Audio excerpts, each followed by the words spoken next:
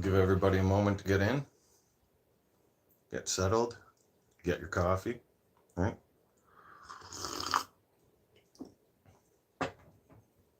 Got mine, got my towel. Feeling a lot better than yesterday. Yeah. And just got a plain shirt on, regular shirt. I'll have to change this at some point soon. That's for sure. Oh yeah. So I'll uh I'll get started with everything. I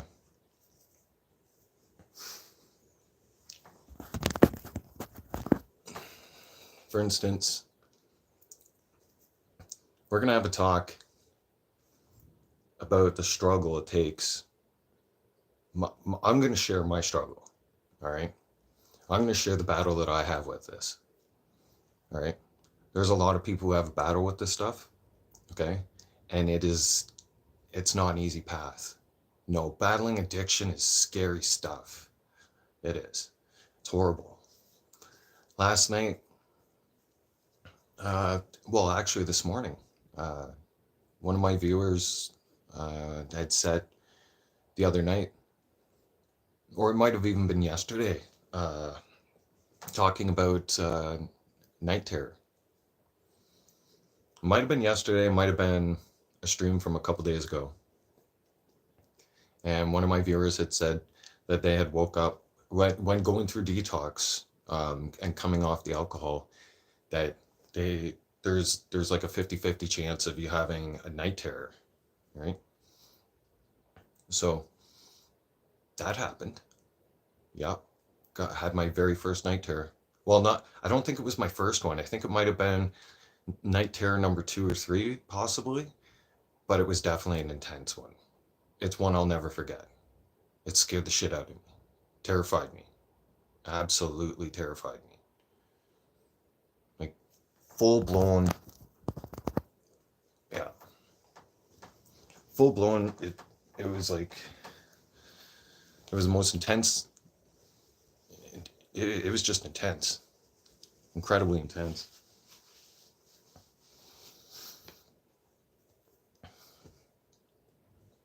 The mayor of what I've been struggling with sobriety now for a while, but ever since February and going through detox, I've had my ups and downs with it, my struggles with it for sure.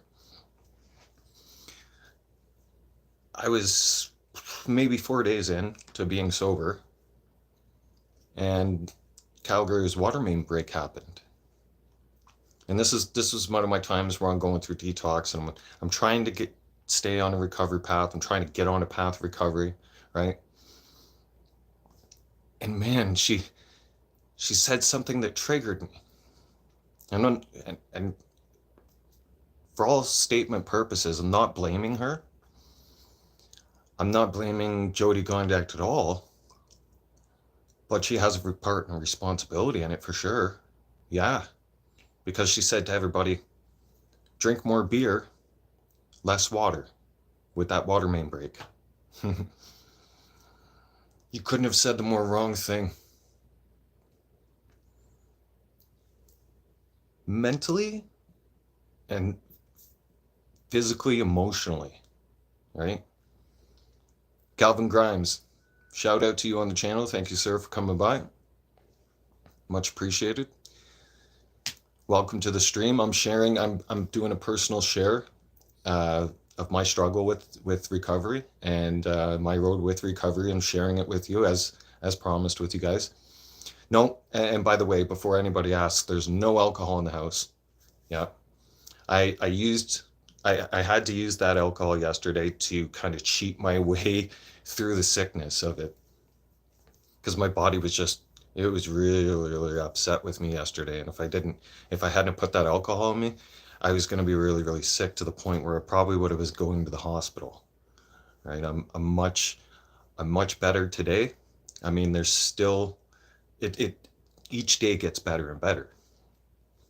But continuing with what I was saying about what the mayor of Calgary had said, when she had said drink more beer, less water, you're going to send someone like me spiraling, because my mind is already constantly thinking about alcohol 24/7. Not even kidding you. Well, not fully 24/7, but it's on my mind like a treadmill, and it doesn't stop. Like that. Like the hamster wheel's going. My mind, I can look at the game when I'm in GTA, I'll notice a beer sign. I'll see the beer and I'm like, and I have to start thinking about something else, or my mind will think about it, or my mind will think about a beer commercial. I am definitely Canadian. Yes, yes, you got that one right on. Yeah, Campbell family, welcome to the channel. That message that she had said sent a message into my mind and was like, you know what, dude? We could probably go and drink today. I mean, everybody else, she just told everybody else, and I shouldn't have stopped to think the consequences of that. Because ever since pretty much that message, I've just been on that same track all over again. Right? There was 2 times I had to go, since then, I had to try and put myself, or 1 time I had to go through, twice through detox since that message that she put out.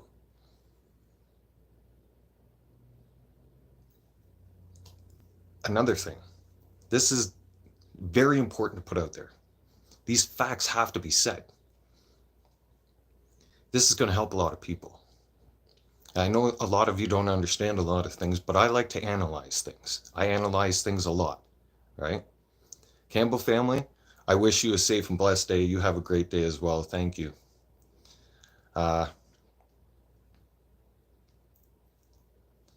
If you take a bag of oranges, a bag of apples, and buy a watermelon, that's going to be over $20. It is. Guaranteed. We all know that. Okay? It's going to be well over $20. Okay? My 15 pack of beer. Okay, Calvin? Calvin's back. Welcome back, Calvin. My 15 pack of beer cost me $18.80 with tax.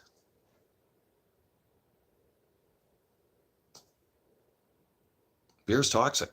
It's not healthy for you at all. It's a toxin to our body. I know a lot of you don't want to hear that or believe that, but you can fact check me. It's a toxin to your body. And for some people can have alcohol in moderation. And then there's other people. Inflation is just crazy now too. Yes, but JRVR, welcome to the channel. My point about this inflation is, in order to eat healthy, it's so expensive, especially the vegetables. Now, but the alcohol is not. And they're promoting alcohol. And the prices for all the alcohol is dropping. And the price for the food, for the most healthiest food is going up. Another thing we need to pay attention on. I just seen this yesterday, and I'm thinking about it through detox while I was in bed, lying down since yesterday, since I stopped the live stream, and I was sweating bullets and, thinking, and then because you can't sleep on that stuff, but when you're coming off. I seen a commercial for Wendy's. It's a restaurant up here in Canada. Okay. You can get any 2 cheap meals, like like a breakfast wrap, coffee, 2 breakfast wrap, two breakfast sandwiches for $4. Okay, hang on a second here. Let's put the brakes on this. Fast food restaurants have been cutting back on their quality of products, okay, because of the price and rising cost of inflation. They have to cut costs somewhere. They do. They have to cut their costs, right? Right. So they started with their products. Then they started with their senior employees, getting rid of them. Yeah, we got people coming up near pensions. We got to find a way to fire their ass. We can't be paying out a pension to them. Yeah, we got people that are making over $30 an hour. Now we got to cut them. We got to slash them right away, and put in people with no experience and give them minimum wage. Okay, well, those same places right now are dropping their prices of food. Again, fast food is toxic. It's toxic for your body. It's poison. It's not healthy. If it was healthy, they would everybody be there. Everybody would say, they'd be talking about it. Be like, yo, we're always eating at McDonald's forever, every day. And don't anybody worry, this is not beer. See? It's iced tea. I got a great big container of iced tea I can show you guys. Yeah. I buy it in bulk. Great big powder one, Costco. Yeah. Because that way I can make as many, well, not as many as I want, but I can make plenty of iced tea.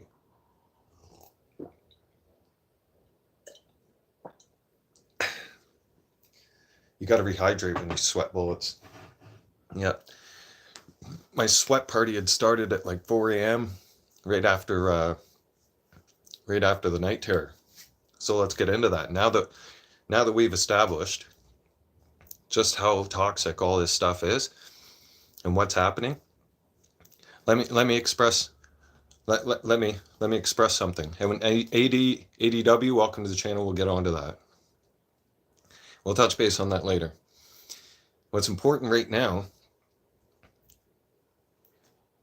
the WEF are trying to populate control the planet and fearmonger and scare people.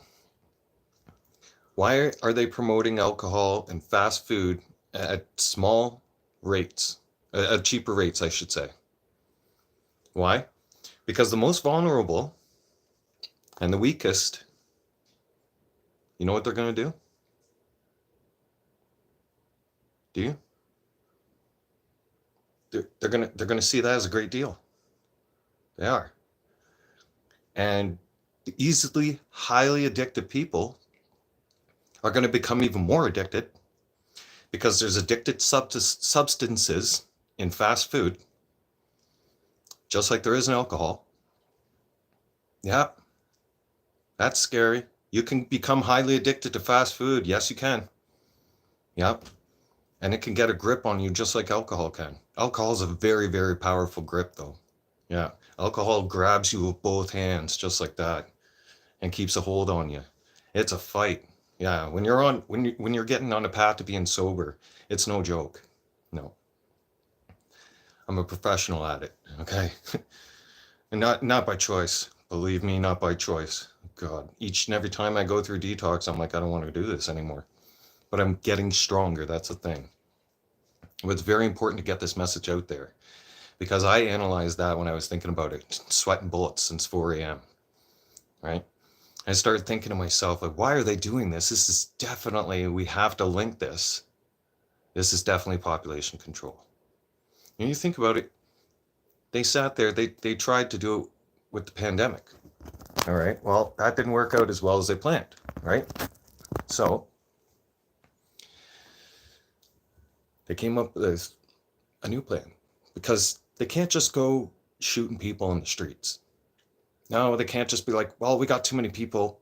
We'll just kill off a bunch of them and move them away or whatever. I don't know what kind of crazy idea would they come up with, but the most sinister, sneakiest plan,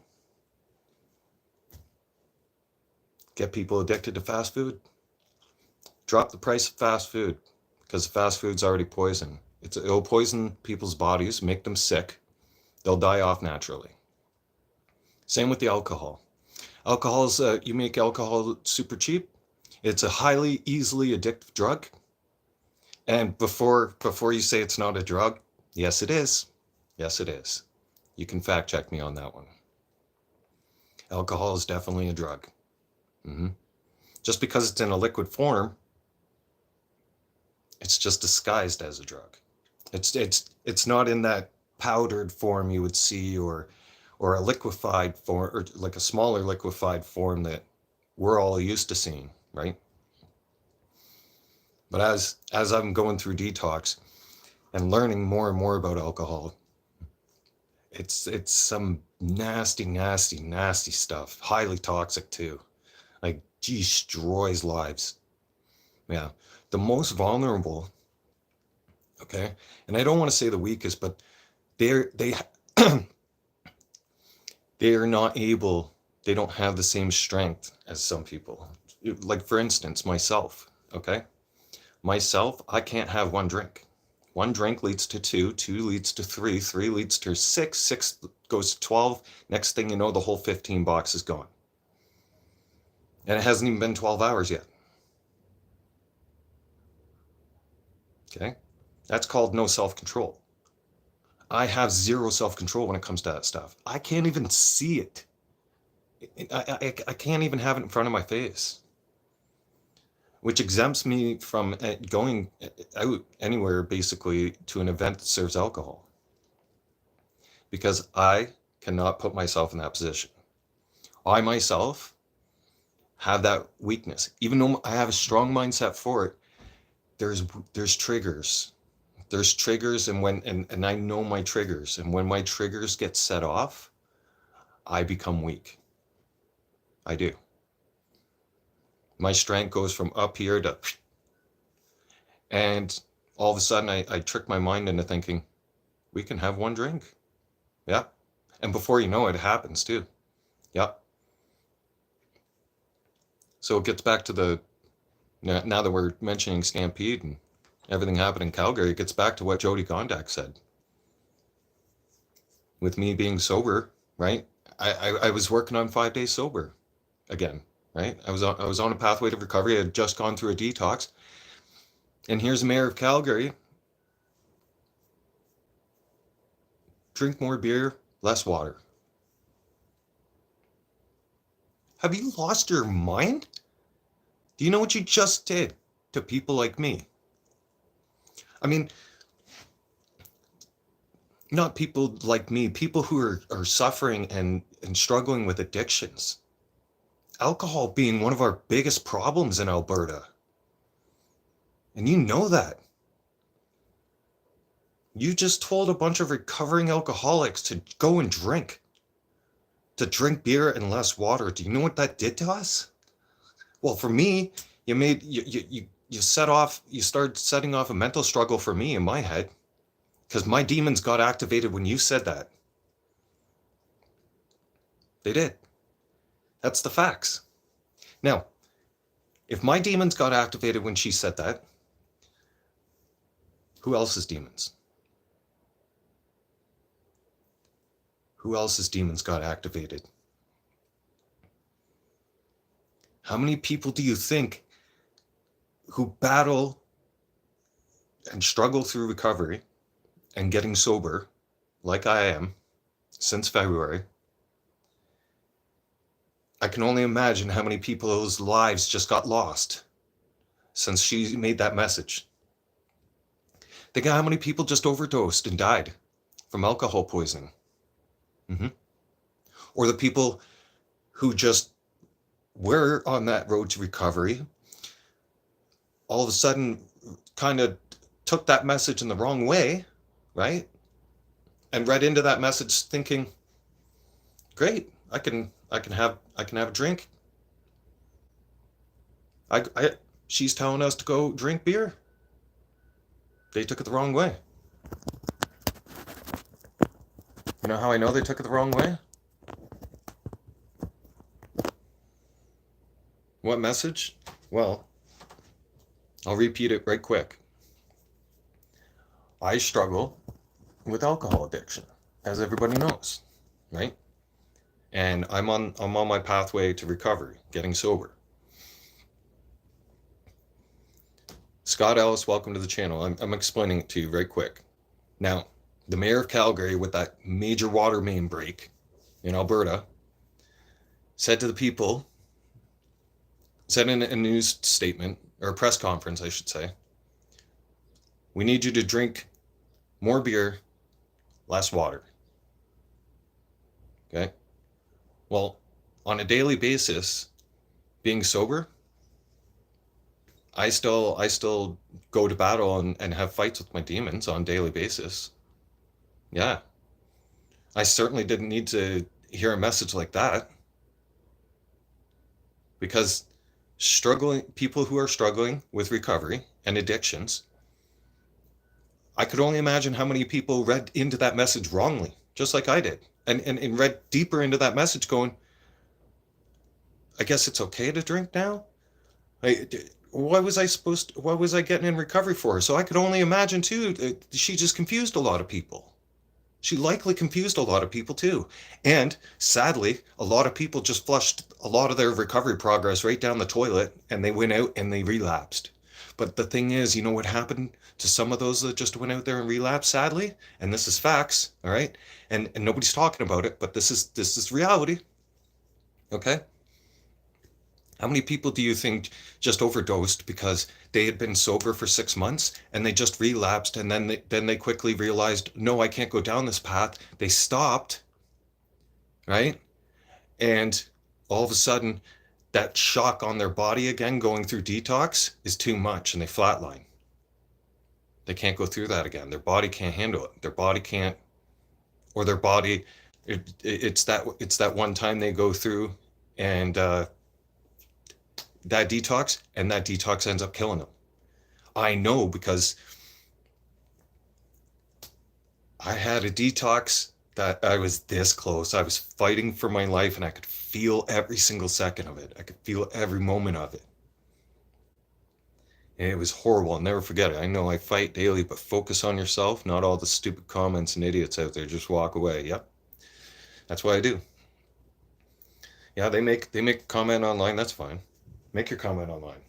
I'll drink my coffee, smoke my weed, and get off beers. Like, I don't need. I've drank for 18 years. I don't need that shit in my life anymore.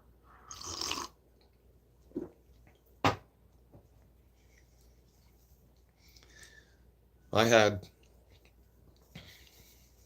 Thank you, Scott. I got God in my heart. Yeah.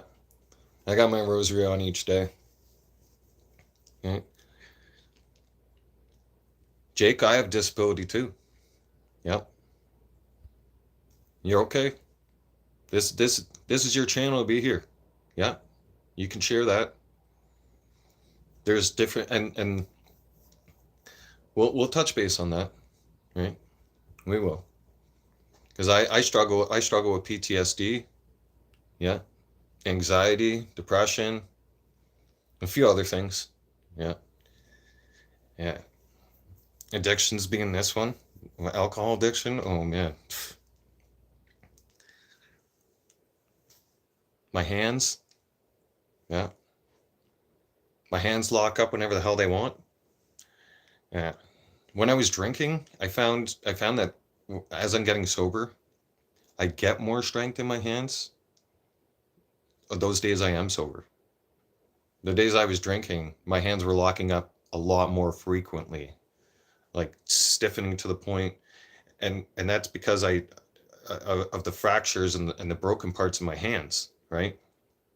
That won't heal in the wrists, but I found it was just masking the pain the alcohol was as well, because I deal with chronic pain, right?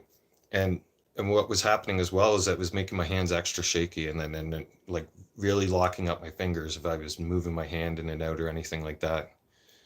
And yeah, you have autism, but people try to make fun of me because of it. Yeah, those are weak people. And I will call those people who do make fun of anybody with a disability are weak. And you're a very shallow person. Right. A person shows their true colors if you make fun of a person with disability. Because I wouldn't wish a disability on anybody. Not even I I don't hate anybody anymore, right? Because I forgive. I'm just saying you wouldn't even want to wish something like that on your worst enemy. No, I struggle. I worry about what's going to happen to my hands in the long run. Yeah, I wonder that. So, uh, back to my point with what Jody Gondek had said, would drink more beer, less water. I my brain I lost my battle with my demons. Yeah, I did. I had my mind back convinced that, hey, let's go drink beer, right? Plus Stampede's right around the corner. Why not? Mustafa, how's it going? Nice to see you. Welcome back to the channel.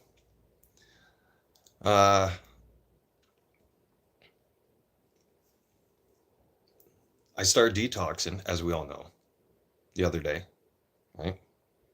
And I used beers yesterday to power through the sickness part, okay? Well, I was finally able to get some sleep too, right? Because I deal with insomnia. Ever since February, it's insomnia big time. If I don't drink a 15 pack of beer, I'm not having a sleep. When I'm going through my sober stuff, I'm almost awake for a week straight. Yeah, I'll get like a cat nap here or there, or whatever you want to call it, like a 1 or 2, or sometimes a 3 hour little short nap. But other than that, it keeps you awake. Um, Thank you. Always will. Yeah, I got her. I got reins on it this time. That's for sure. I wanna get into something really important. Uh,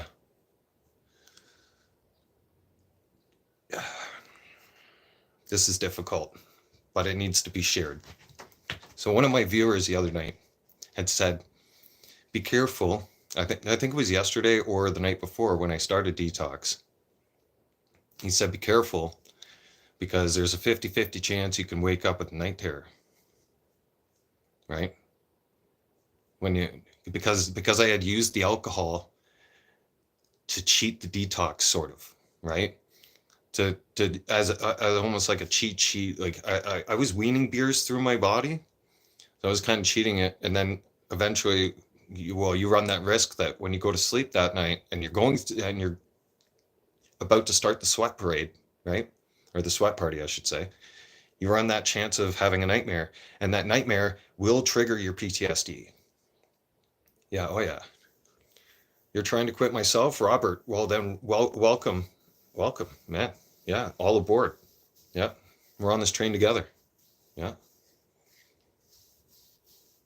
Vikings winning the Super Bowl this year, did it? Oh no. What do you mean Vikings winning the Super? We're not talking football right now. Hang on. Anyways, last night I went to sleep. Guess what happened? Activated my PTSD. Mm-hmm. Big time. Big time. Yeah. My PTSD was activated. It went through the roof. Not only did I wake up screaming, I was soaked in sweat, and I was right up, like right up in the middle of the bed. Yep. I woke up flaring my arms and everything else. Like, I didn't know what the hell was going on. Yeah. Wake up like that. That'll scare shit out of you. Now, I am being monitored, right? Through detox. Don't worry. Not, don't ever do it alone, okay? Especially if you're a long-term alcoholic. I had a night terror last night. Yeah. And I've now that it was a serious one though, because that happening, I was able to think back to February almost and try to juggle back and think to myself, like, has there been a couple times where I woke up and where I was going through detox and I thought something was happening, right? Thank you. No, I will heal. Oh yeah, I'm on the path to recovery. I'm not stepping off of it. No way. Like, just because it's the eighth time doing detox. This is what I've been wanting. I've been wanting this my whole life. Yeah, it's just I never was able to be in the environment like I am now to actually have the chance to get sober and to be on a pathway to recovery and get off of this stuff and stay off of it, stay away from it, you know? Thank you. Yeah, the body shakes, I've been controlling a bit because of the coffee, right? And I have my iced tea.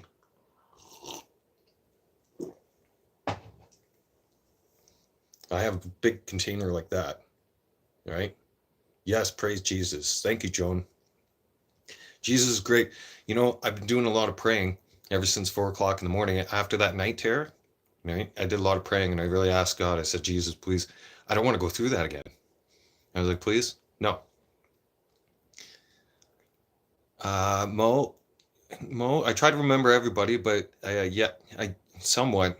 I'm going through a lot right now, so I do apologize if I don't remember everybody's name and if I don't remember the last time you were here. My memory will get better and better as more and more days I run under my belt sober. That's for sure. And mm, oh, okay, okay. Last night. All right. Welcome back. Now, the night terror. Terrifying. Yeah, that was horrible. Thank God I had somebody monitoring me because that could have gone much worse all alone. You know, before I continue on more about myself, I want to shed the light on all of us, our homeless veterans. I can't stop thinking about them. I can't stop thinking about the people who are on the street who might have ended up in that situation just because of their addiction and because they didn't have access to the help they needed to get the recovery that they wanted. I've been wanting this for the last 4 years, probably even longer when I touch down deeper into my soul, right? My disability and stuff. Great. I I'm on a list for therapy, yeah, for the hands. It's gonna be a while. Yeah. I wish everybody a safe and blessed day. Yes. Let's shed lights on this, please, before I lose my train of thought. Okay. Our homeless population are most vulnerable, right? Let's think about those folks. There's, believe me, there's dads out there, there's men and women. Some of them are your brothers and sisters, some of them are your cousins, some of them are your moms, dads, aunts, uncles. You got a family member out there, and you know you do, right? It's time to get them the help because in their hearts they do want to get sober. I know it because I was trapped in my addiction. I was trapped in my addiction with no way out. 2 years ago, 2.5 years ago, through prayer and literally crying out to Jesus because I didn't know what else to do. You know, I broke down and I asked God. I was baptized when I was younger, right? And I knew I needed to really work on my relationship with God, or else the alcohol was just going to take my life. It was. I knew it. I felt my life slipping away, and I just wanted to get better. My environment changed. My situation changed in less than a week from that. When I gave myself back to God and said, you know what, man? It's in your hands now. Like, I don't know what else to do. Like, I'll devote myself to you. That's it. Like, I've tried everything, right? Brendan, welcome back to the channel. Hope you're having a great day. Welcome. And within that week, no, sorry, even less than that week, I believe it was like 2 or 3 days, my situation changed. And I got brought into an environment where none of that's around. I can get clean, I can stay sober. Okay? Now, I've had my relapses here and there, right? And then in February, I really, really put the brakes on things again and started going through recovery again. And now here we are through the summertime, 8 months, or not 8 months, 8 times detoxed. I don't need a medal for it either. Or a gold star. No. It's not an accomplishment. It's not a game. No. It's not, who can go detoxing the most. No, no, no, no, no, no. Don't do that. Please don't do that. No. Like I said, this is my iced tea. You're gonna see me drink a lot of iced tea from now on.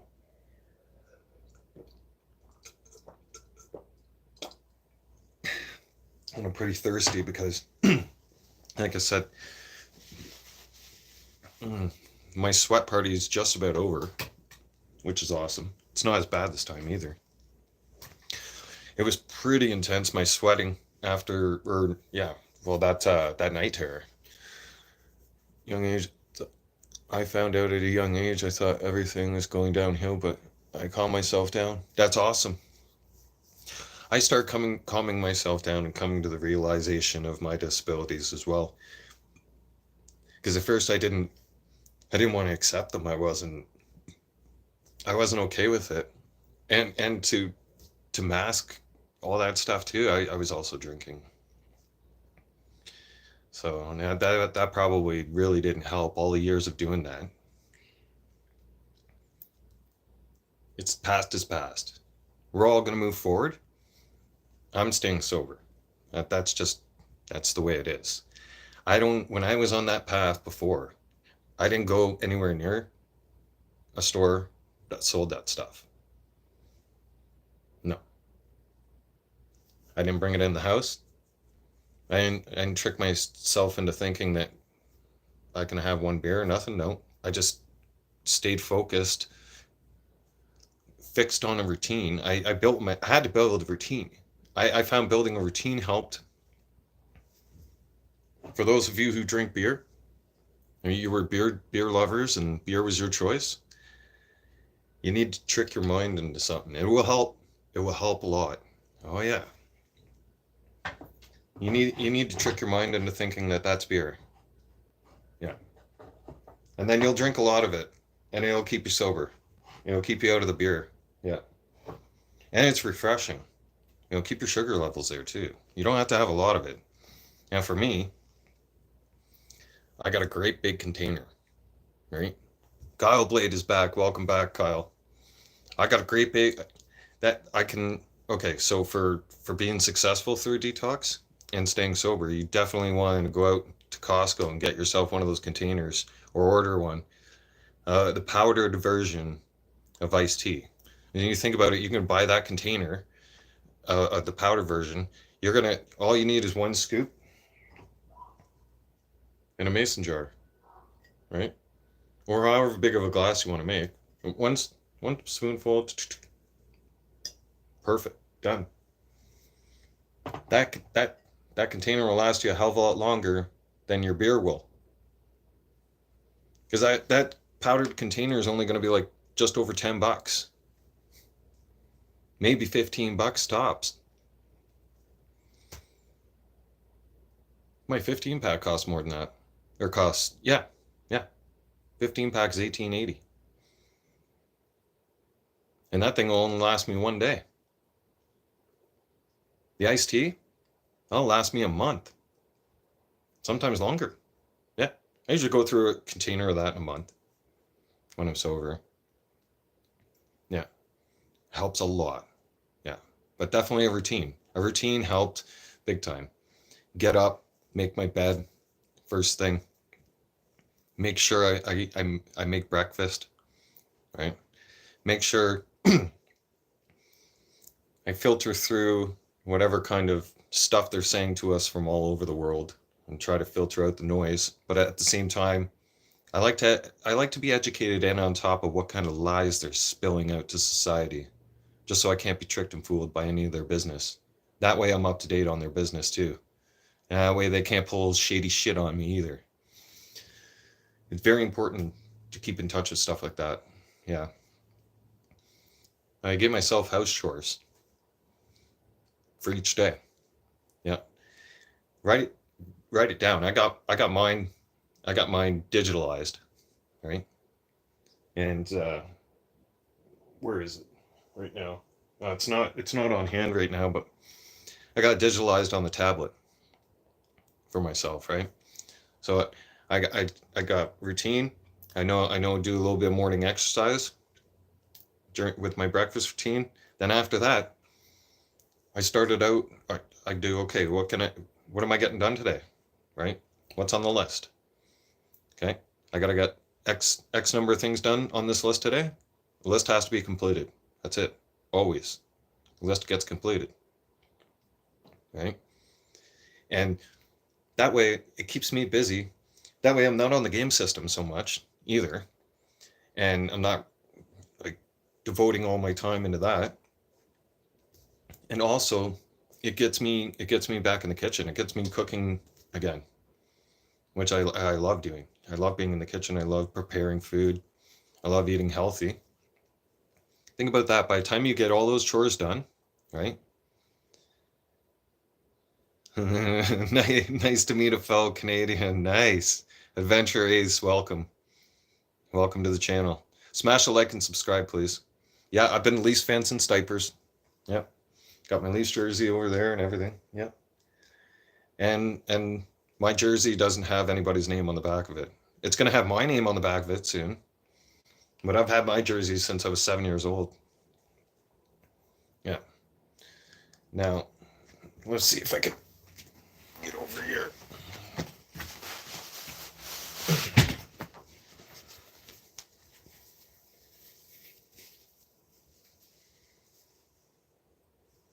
No number, no color. Nope. Original. I was like, that's, you know, a lot of people don't understand. They didn't have numbers. No.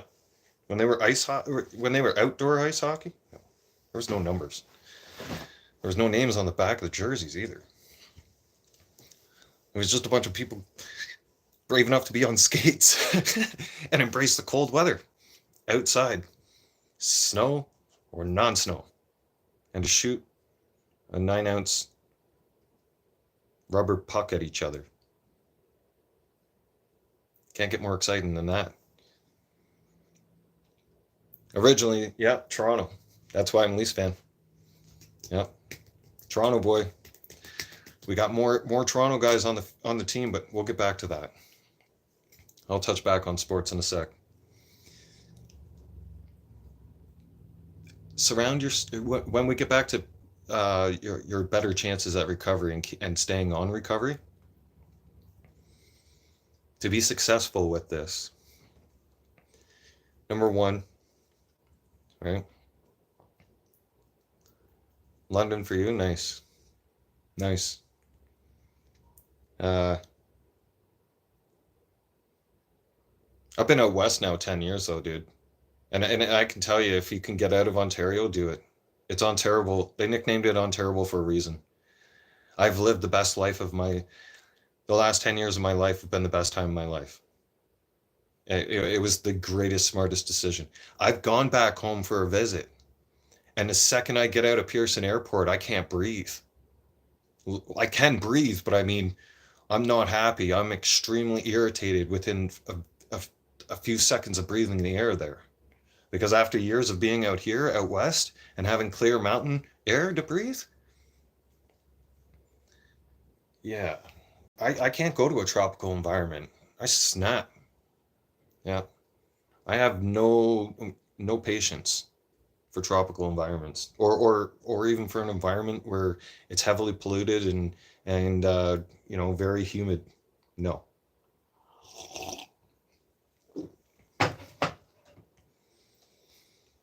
Sometimes I go to BC for family meetings. Nice. Right now it's terribly hot there. It's humid. I miss going to BC, but I don't miss the humidity. Vancouver's beautiful, and the ocean's beautiful, especially riding the ferry out to the island. I've been out to Vancouver Island many times, right? That you'll see some of the most beautiful sunsets on the planet between the months of July and August out there. Yeah. So, but then again, it's humid. Yeah. And anybody who's driven around Vancouver during this time in the summertime and you get stuck on a bridge and you have no AC, well, your patience level just went from here to no patience. None. Because the humidity and all that heat, plus all the vehicles, oh yeah, people's patience levels are non-existent no more. It's still a very beautiful place. One time it was so congested in traffic, we had taken the transit. We had parked the semi up in Delta, went from Delta to transit, and went down to go downtown Vancouver and go hang around because you could buy weed. Like at that time in 2016, it wasn't there wasn't legit weed stores yet. It was legalized, but there wasn't like the proper businesses up and running yet. But there wasn't in certain parts of BC, so we ended up going into a sketchy place to go buy weed. And let me tell you something. Never go to East Hastings. I mean, no, it's a whole new world in East Hastings. It's like you've stepped into zombie land. No shit. If you want to see what an apocalyptic world looks like, go to East Hastings Street in Vancouver. I wouldn't go there at dark time, but holy crap, during the day, it's a scary place. Yeah. Yeah.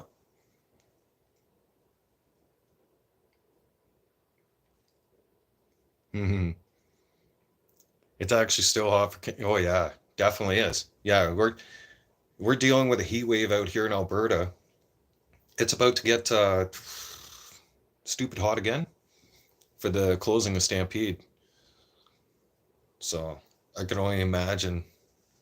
And BC is sitting at like the other day. I think yesterday was 40 there again. Oh man, please check on your seniors, everybody, right? Right across the country. Yeah, it's heat wave everywhere. Please make sure you check on your senior. Do your due diligence, please. Yeah, just go check on your neighbors. Yeah. If you know they're not in an air conditioned place, right? And you know that one of your neighbors is like that, please, please, please, please. Jake, I'm keeping an eye on you guys in the United States too. I've been praying for you guys. Yeah, last week. Yeah, it's scary stuff out there. And stay hydrated. Okay. If you do plan on going outside for a walk, please remember a bottle of water. Just carry it with you. Take it with you. Sip on it as you go for your walk. Just little sips. Okay. That way you'll stay hydrated. When you sweat, you do lose. You lose a lot more hydration when you sweat than you actually do putting into your body. Yeah, because your body also, right, has fluids inside.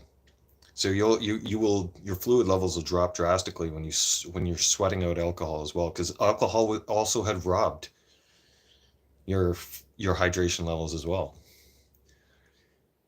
Have they said anything about maple syrup drinkers? Yeah, yeah. There was American. Oh, I forget his name now. There was American there yesterday or the day before. He's seen the Canadian flag and he's like, "Have you ever drank maple syrup?" I was like, I used to get caught drinking maple syrup when I was a kid. You know how much of a belt beating you get for that?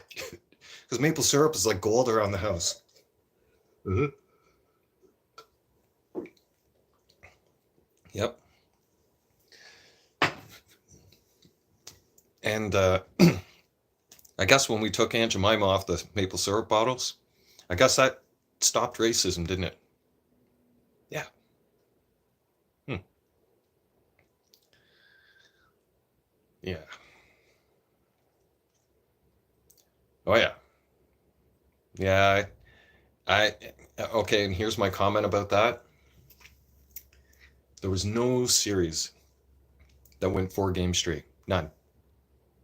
Why? Why? Well, because it's a money grab, number one now.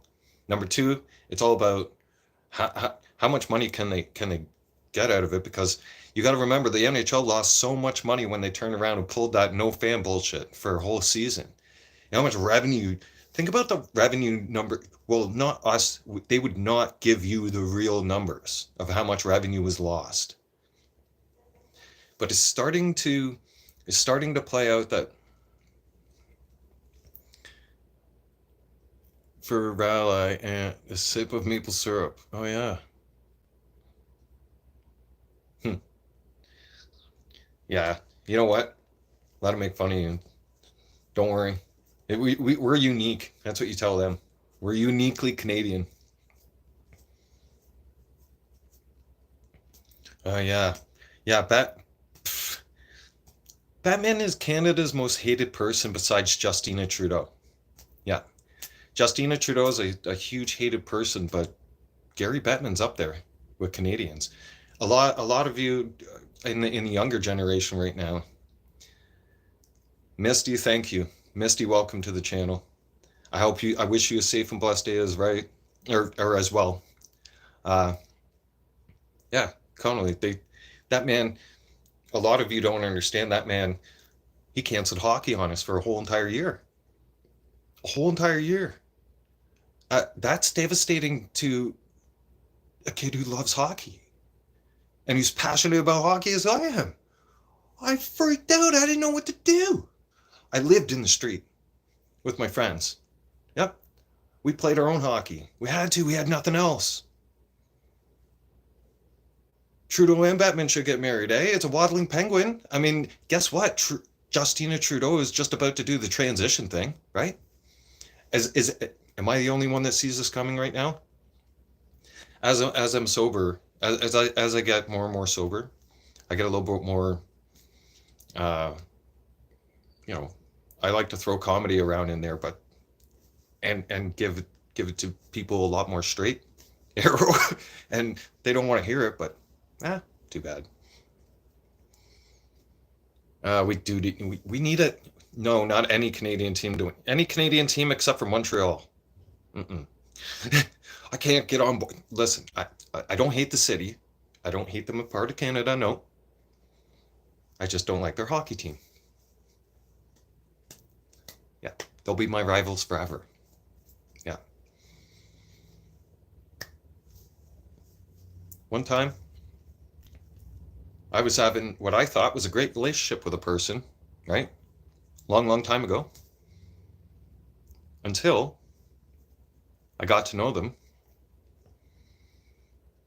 And she notices, she's like, "Oh, you're a Leafs fan." I was like, yeah. Have a great day. Connolly, thank you for stopping by. And she's like, "I'm a Montreal fan."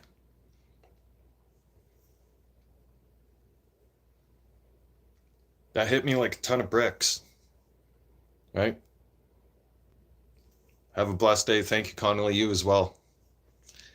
Oh, now I know why. Now I know why. Because, oh yeah, she had asked. She goes, "Would you like to accompany on me would you like to go on a trip with me to Montreal?" I was like, "Yeah, sure, great." She's like, "Good, because I can get us tickets for the Habs game." I went silent. I just looked at her for a second. I was like, "What?" She goes, "Tickets for..." I was like, "I heard what you said, okay? I'm just a little shocked. You're not going to come on the trip." I said, "Absolutely not. I'm a Leafs fan. I won't step foot inside the Bell Center. Nope, that's enemy territory.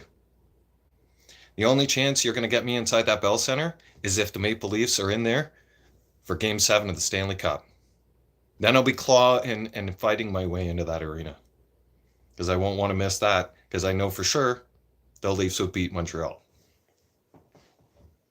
Just saying. Yep. Now,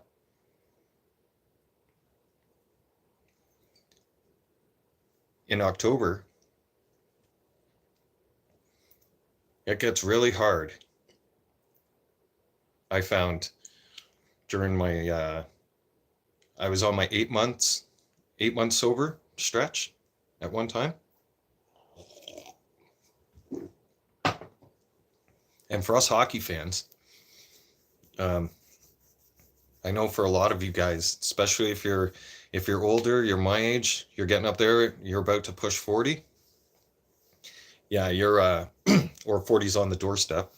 Yikes. Big 4-0. Yeah. Hockey is going to be a trigger. It is. Molson Canadian supports hockey. Did you know in Alabama minimum wage is still $7.25 an hour? That's what I'm making. Crazy. Oh my God, Misty, that's atrocious. That makes absolutely no sense. That makes no sense. And they expect people to be able to live off that wage. like properly. They expect to prosper off that kind of wage while the price of everything else goes up. Wow. Mm-hmm. Yep. See, Democrats got everything flipped all the way upside down. They do. Misty, I'll pray for you. Okay? Things are going to get better. Misty, if you need encouragement, if you need that kind of support. And I forgot to turn my YouTube notifications off, everybody. I'm sorry. I am a subscriber to a lot of channels, so like the True North and Northern Perspective, Mr. Sunshine Baby, stuff like that. I mean, when they've doing their live streams right now, it's coming back. So I'm gonna have to say hi on their channels at some point too. But Misty, you want support? You need that motivation each day. I'll be on. Yeah, and you want to come say hi. You need that blessing and just that encouragement to be able to get through the day. By all means, you're welcome here. And I'll pray for you, and I'll bless you on that one. Better days are coming. Believe me, Trump's gonna get back into power.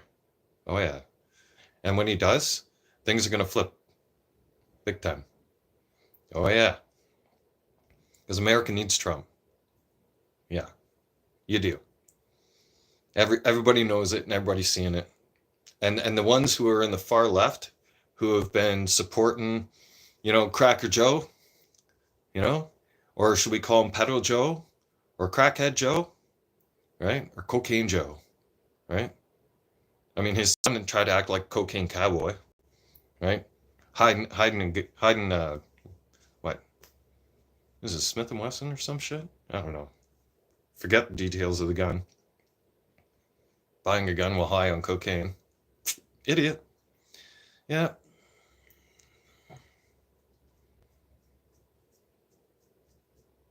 No. No way. Democrats can't take it.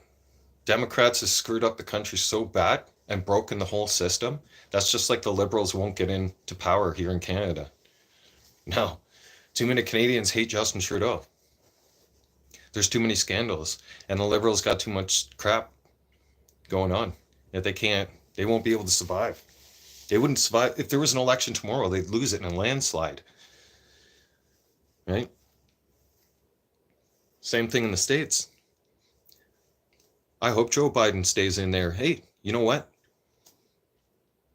For a second there, I thought he was going to step down after that shitty performance of his. Right?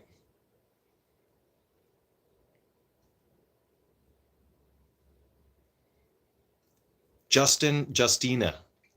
We call him Justina around here because he shakes people's hands like this, and he acts very feminine. I can't even say feminine right. Just like a boom. Yeah. I got a lisp on that one or whatever. But I really hope, when I heard yesterday that Biden is gung-ho on staying in, perfect. You know why? Because if he stays in, he doesn't stand a chance in the election. Nope. Especially with that performance. We know why? Because most Americans, they don't want a weak leader. They want a strong leader. They want someone who's passionate about their country, who's passionate about their own people, who goes on stage and addresses the people, can talk to the people, is there with the people, and can actually have a conversation with the people and talk and remember his talking points, and he doesn't even need a teleprompter. Oh yeah. Yes, I have. Yep. And like I said the other day, Joe Biden, not even the Saudis take him seriously. The rest of the world doesn't take America seriously anymore. They will. They're watching now because they know if Trump gets into power, they will take a big shit. A lot of those world leaders will shit their pants, including Putin. Putin will be like, I'm screwed. Putin knows it too. For instance, when American Army was pulling out of Afghanistan, okay? And Trump was still in power. Trump sat down with the leader of Afghanistan. And there was a translator there, okay? That conversation, Trump, this is what kind of a leader Trump is. He said to the leader, or he said, we'll pull out of Afghanistan, but there's going to be conditions, right? And condition number one is if so much as one American gets injured or dies, soldier or civilian, I will kill you. And he said it like that. And he looked him right in the eyes. And then the translator wouldn't say anything, right? It's armed robbery caught on camera. Oh, no, I haven't. No, I don't think so yet.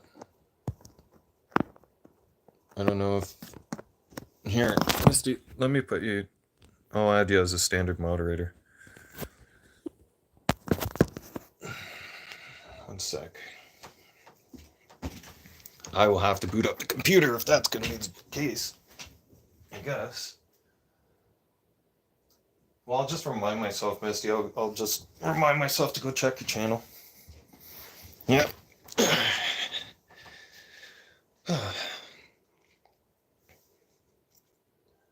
Now I lost my train of thought.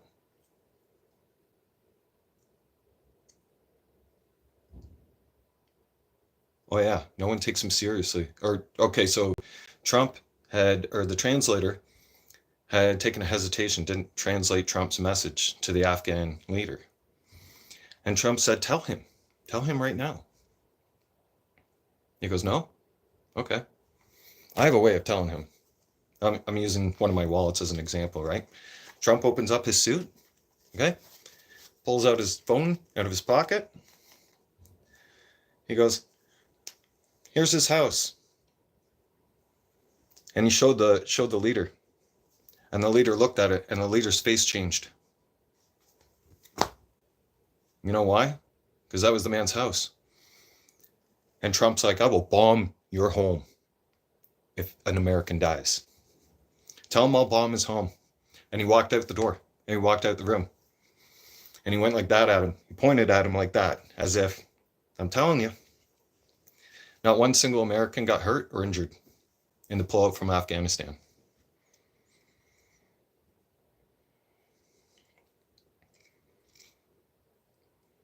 Okay, got to go to work. See you tomorrow. Misty, have a safe and blessed day.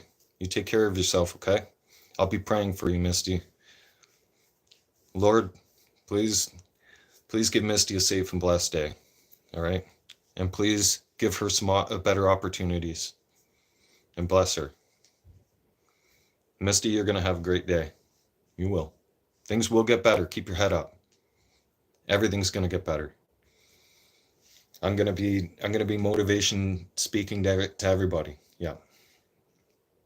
Or I guess what is the trending thing nowadays? I don't keep up with Facebook or anything, but influencing or influencers. Yeah.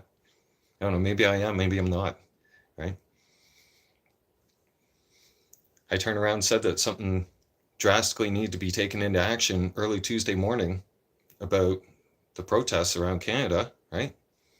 And I call them the terrorist protests because that's what they are. They're supporting terrorism. And the very next day at 5 a.m., boom. Oh, no, it was Monday. Monday, I had said that message. Tuesday morning. I think it was Tuesday morning. What are we at now? Friday? Oh, shit. I don't even know what day it is right now. Going through detox is weird. I had said we got to take care of something. And I don't know word for word what I had said, but it was something along the lines of drastic measures need to be taken, and we need to take action like yesterday, right?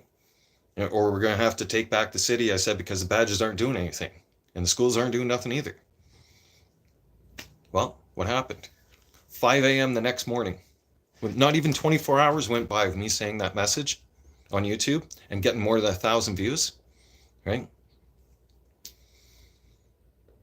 McGill University in Montreal turned around, hired a private security force to take that encampment down. They took it down quick times. Just like it didn't last here in Edmonton, just like it didn't last in Calgary. As soon as they went up, that's as soon as they turned around and took it down. Anyways, we'll touch on a lot of different topics, but getting back to hockey season, okay? Because that was a good important. We got a little distracted here. Let's get back to things. Getting back to hockey season. So, with staying sober, one trigger of mine, and you will have your triggers. You need to learn your triggers as you're being sober, okay? Learn what your triggers are, and you need to admit your triggers to yourself. You need to admit, okay, that triggers me. I have to stay away from that. Oh, I've got too many friends that are alcoholics. I need new friends. Believe me, I had to drop a lot of them. A lot. If it wasn't for my best friend being sober, right, and being on the same recovery path, I mean, he has his struggles too from time to time, but if it wasn't for my best friend being sober on that path as well, I wouldn't be able to have a conversation with him as normal as I used to. I wouldn't have that same kind of connection anymore with that person, because you do need to be around people who are trying to be on that same goal as you're on, and that same that same journey. I was trying to look for the words there.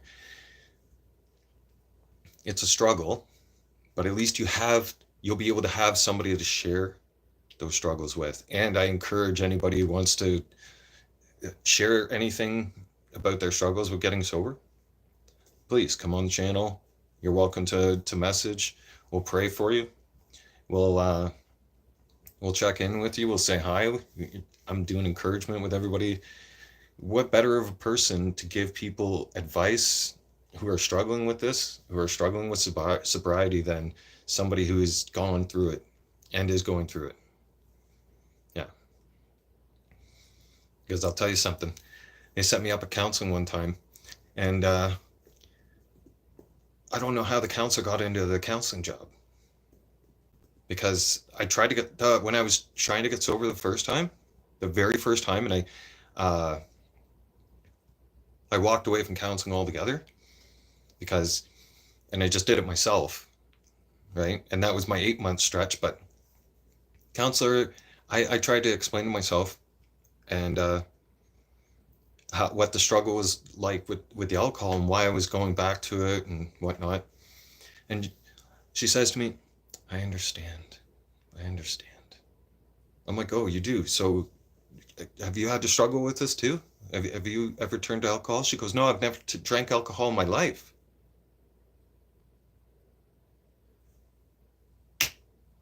I'm out of here. See ya. This conversation's over. She goes, wait. I said, no, I can't talk to you. You have no idea what the hell I'm talking about. Just because you read an information video and you learned some things at school, okay? And they gave you a piece of paper that says you're qualified for the job, doesn't make you qualified for the job. You have no life experience at the job. You can't understand my struggles. I can't talk to you.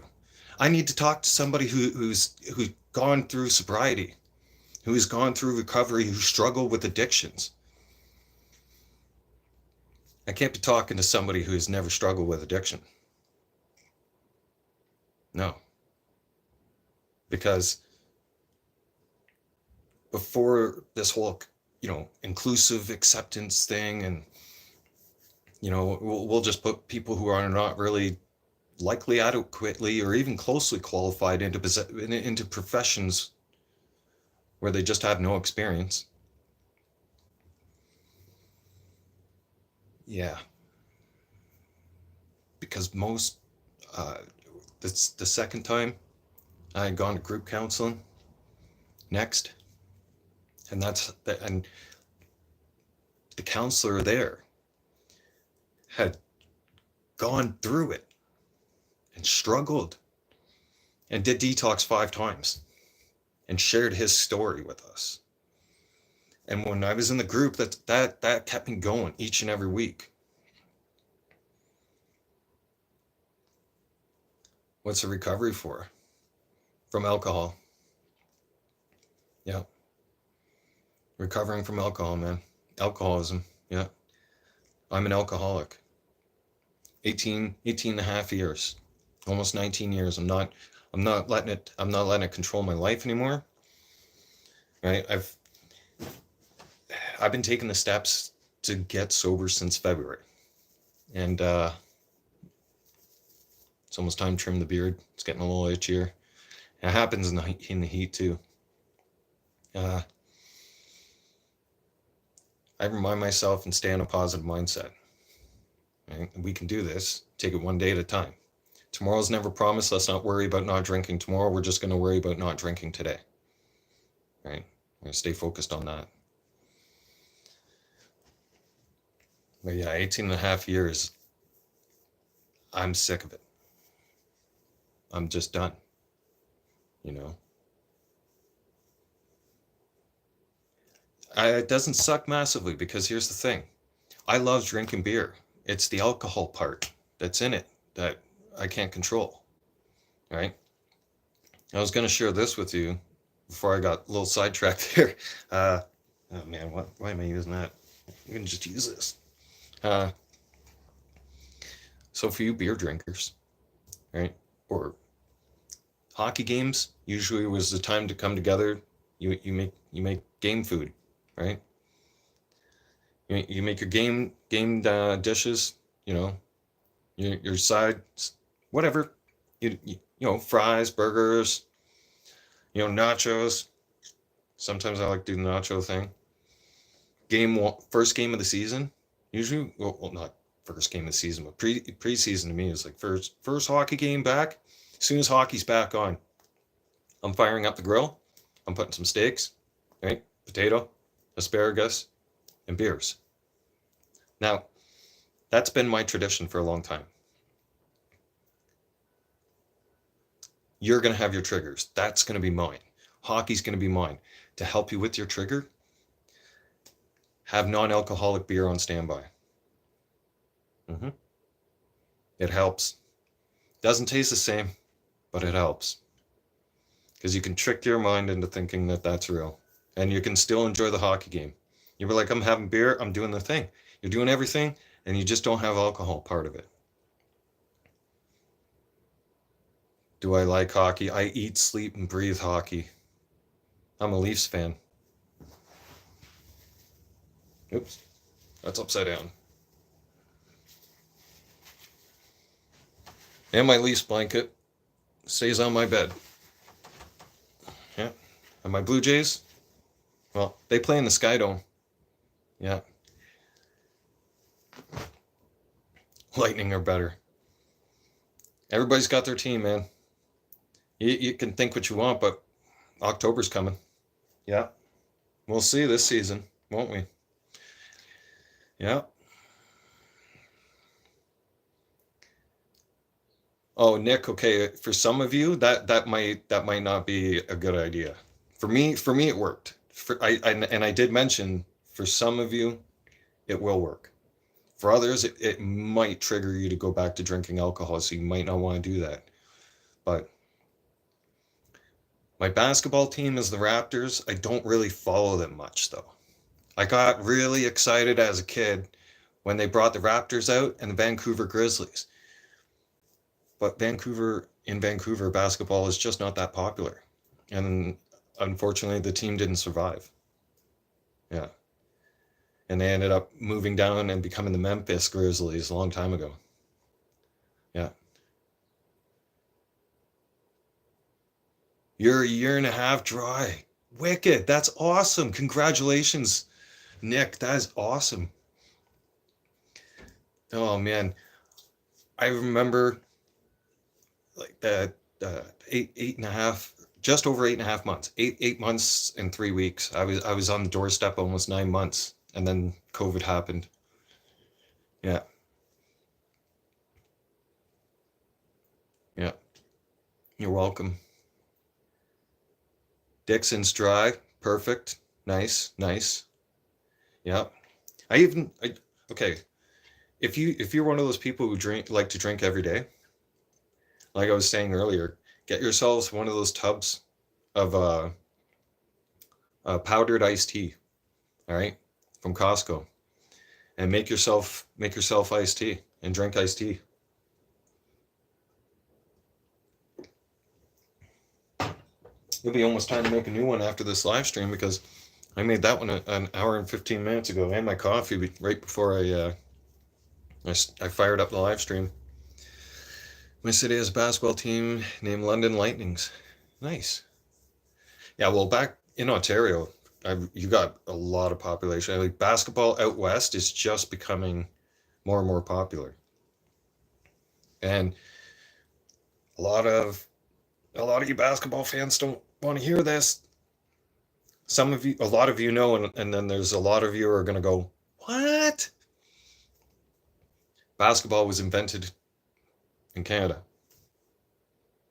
Yeah, they used peach baskets. Those were the hoops. They cut a hole in the bottom of the peach basket, right? A small one at first, and they were poking it with a stick. And then eventually they widened the hole. And it was an old farmer's peach baskets that they were using. And the farmer had explained to them that he needed the peach baskets back. So they offered to buy the peach baskets from him and get him new ones. Because there was no way they were going to put the game on hold and stop things. They started cutting around, so they cut around the baskets. They started immediately, and then they put it up there. You don't drink alcohol at all, but you smoke weed. Dixon? Same. I got my weed vape. I use my weed vape for my chronic pain in my hands. Mm. Oh, Vince Carter days, man, you're bringing me back. Vince Carter and Damon Stoudemire. Yeah. Do you see how nuts the city went when the Raptors won? Finally? Well, yeah. When they won the championship, look at what happened to the streets of Toronto. You couldn't move. You couldn't go nowheres. Nowhere. Also, there was a lot of emergencies where, I mean, it needed better planning, but that's how crazy the city went. You got to go. You have a safe and blessed day. Adventurous Ace, thank you. Thank you for the blessing. I'll stay clean. I'll be checking in with everybody on a daily basis. Yep. Tracy McGrady too. Yeah. And I'm kind of confused as to why they never got their own building. It kind of seems to me that they spend more money changing everything over with the amount of staff, right? All these years now, because they share it, right? They share it together with the Leafs, and I know they put the boards right over top of the ice, right? Because I know they don't drain the ice each time, or maybe they do now. I don't know. That would be more expensive. Yeah, but think about how much. I know it creates jobs. Just on a financial standpoint, ever since the Raptors came into the league, it would have taken them 2-3 years tops to build them a stadium, right? To give them a home. So that, I mean, yeah, it would have costed the city money at first, but just think about the revenue you would have generated back into that.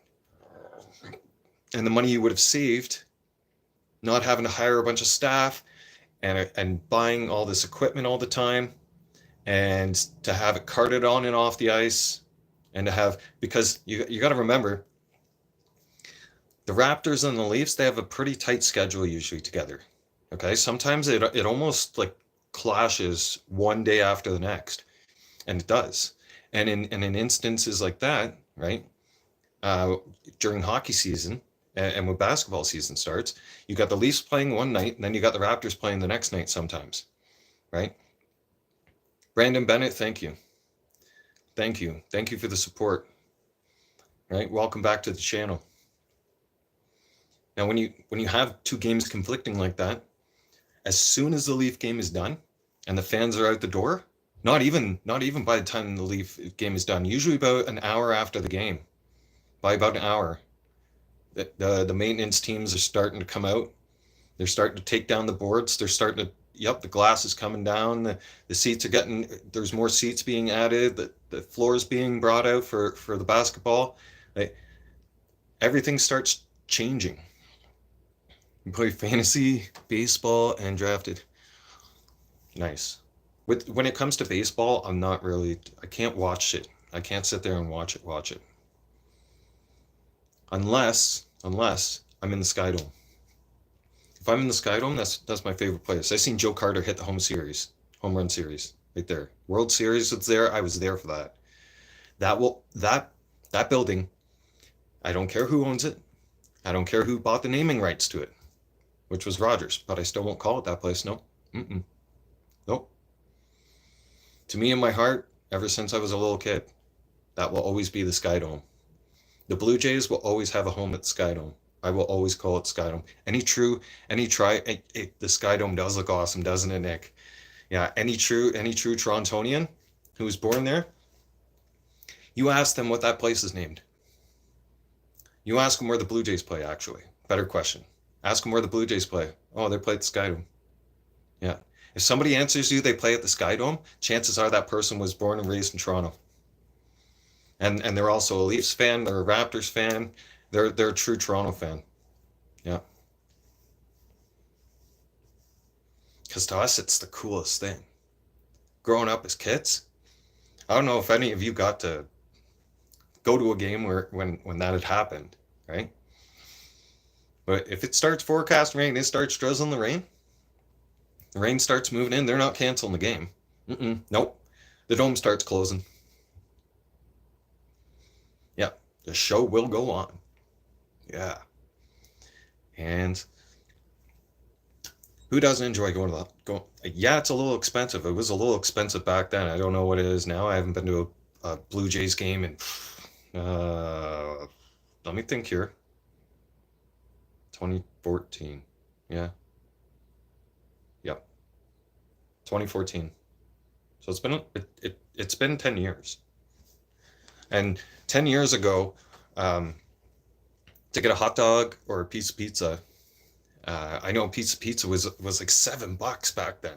Like one slice from Pizza was $7. Yeah. And a beer back then was just under $10 for a glass. Small glass, too. All right? Because it didn't allow you to bring that in there. But tickets were cheap. Tickets you could usually go out, like if you wanted to go downtown Toronto and go get something off one of the scalpers for, dirt cheap, pretty much. Who's my favorite Leaf growing? Okay, Clark, Gilmore, Sundin, Domi, Tucker, just to name a few. Yeah, Antropov was great. Too many great ones. Yeah. Potvin first. Oh man. Okay.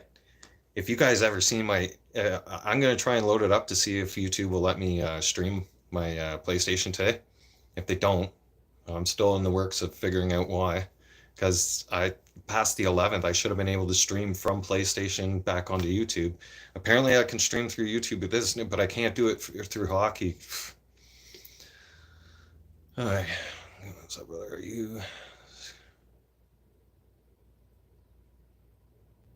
No, I'm not from Ohio. Definitely not from Ohio. And Nick, to get back on your on the subject of Potvin here. Potvin is my main goalie in NHL 24.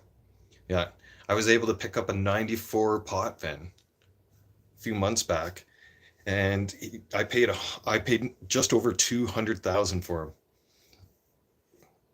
I really don't know what Sigma, dude. I'm not from Ohio. Sorry, Nate. No. Go Bruins. Look, original six hockey team, fine, that's great. But outside of the original six, yeah, I don't think so. Yeah. I just don't like any of the teams. If you're a Bruins fan, you're an original six hockey team fan. Yeah, you're a hardcore hockey fan. I can talk to you. But if you're somebody that sits there and goes, I like LA. Well, yeah, you might like the Kings one year, and then you might switch over to Carolina next year, and then you might switch over to another team, and who knows? Because I've found, okay, I like to analyze things, especially in hockey. And this year, spoiler alert, I'm going to be doing more talking about hockey games, right? And what happened with the Leafs and what my thoughts are on games, right? And we're going to be talking, and I'll have a special guest who I'll be bringing, right? And he's a hockey expert as well. He's another Leafs fan. The other teams, in my opinion, okay, they have no loyal fan base whatsoever. Maybe Vegas has a bit of a more loyal fan base than they did when they came out first into the league. But if you go to your original six teams, right? Okay, St. Louis, different story too. Different story. Jimbo Productions says, yep. McDaddy Oil Country. Oilers have the best fan base. Nah, Leafs have the best fan base. Oilers have a great fan base. St. Louis, okay, here's the thing too. All right, I don't knock the Oilers, right? I won't cheer for the Calgary Flames. Oilers have a great big fan base. They do. Great organization. Okay. They're a Canadian team. I should actually fast it out. Anybody who really cheers for an original six or a Canadian team, I can talk to you because you're a hockey fan. You're a true-blooded hockey fan. Okay? Usually. Anybody who comes, was it Nate? Or no, Nick, St. Louis. Okay. People like Nick, who are born in that city, and you've been a fan since diapers of that city. I got respect for you too, because I can have a conversation with you. You're not a bandwagon jumper. You don't sit there and go, well, I like this team and I like that team and I like that team. But no, you have, I may live in Alberta, but on game day, my heart bleeds blue and white. I bleed blue. Yeah. On game day, my heart and soul belongs to Toronto. Right. And on game day, Oilers fans, they're exciting to watch. Right. I have a second Canadian team, and it's the Oilers. Why? Because they're intense. Yeah, the level of intensity that they play at as well. It's awesome seeing the intensity ramp up. What Toronto does and with what Oilers does. It's exciting. Vancouver is probably finally starting to pull their head out of the sand, right? They might do something different. Calgary's too woke. Yeah.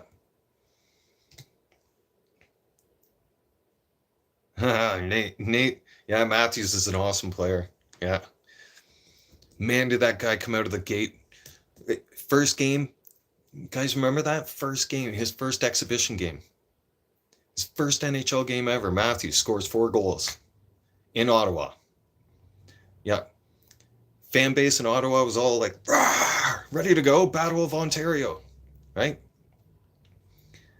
And then guess what? Matthews comes on the ice for his very first hockey game. Ottawa fans went from going to,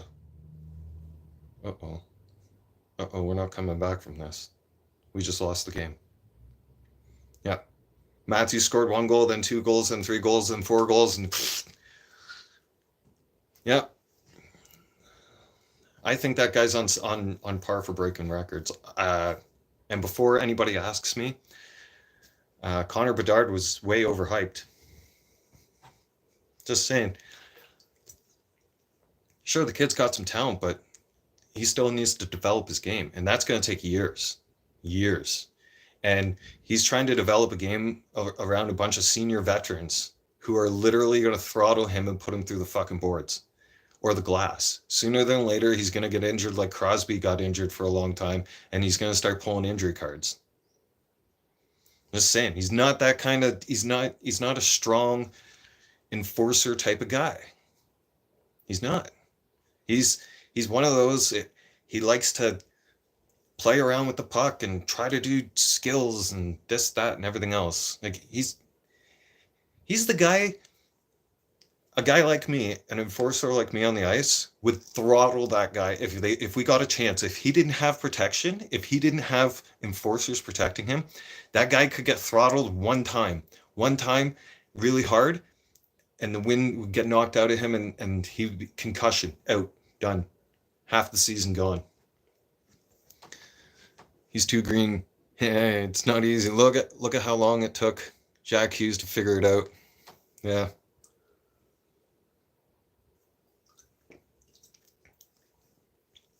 You need, like, I got guys crying and whining to me online. You hit too much. It's this day and age, you don't really need to be an enforcer. Look at McDavid, he plays similar to, yeah. Yep. I mean, in our day of playing hockey, when we were growing up, you got, hitting was a part of the game. You're not going to take hitting out of the game. What's the best game you ever watched in person, Jimbo? Well, for years, right, with the kids and bills and everything, I was never able to afford to go to a Leafs game. No. Not on home ice. No. And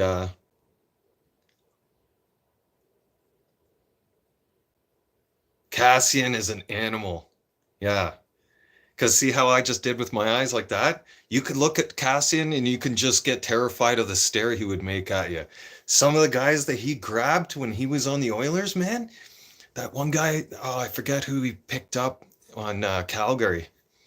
But when they had the Battle of Alberta and Zach Cassian had his last Battle of Alberta, he picked somebody up right like that, just stared at him right in the face and just tossed him right back down like that in front of everybody.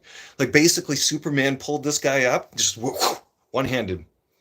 And he did, he lifted this guy right off the ice and in midair and then just threw him right back down to the ice. Can you imagine? Man, I bet you the guy that got his ass when he hit the ice, he definitely had the wind knocked out of him. It does suck he's gone. That guy was awesome. Yeah. Can you imagine him being a Leaf?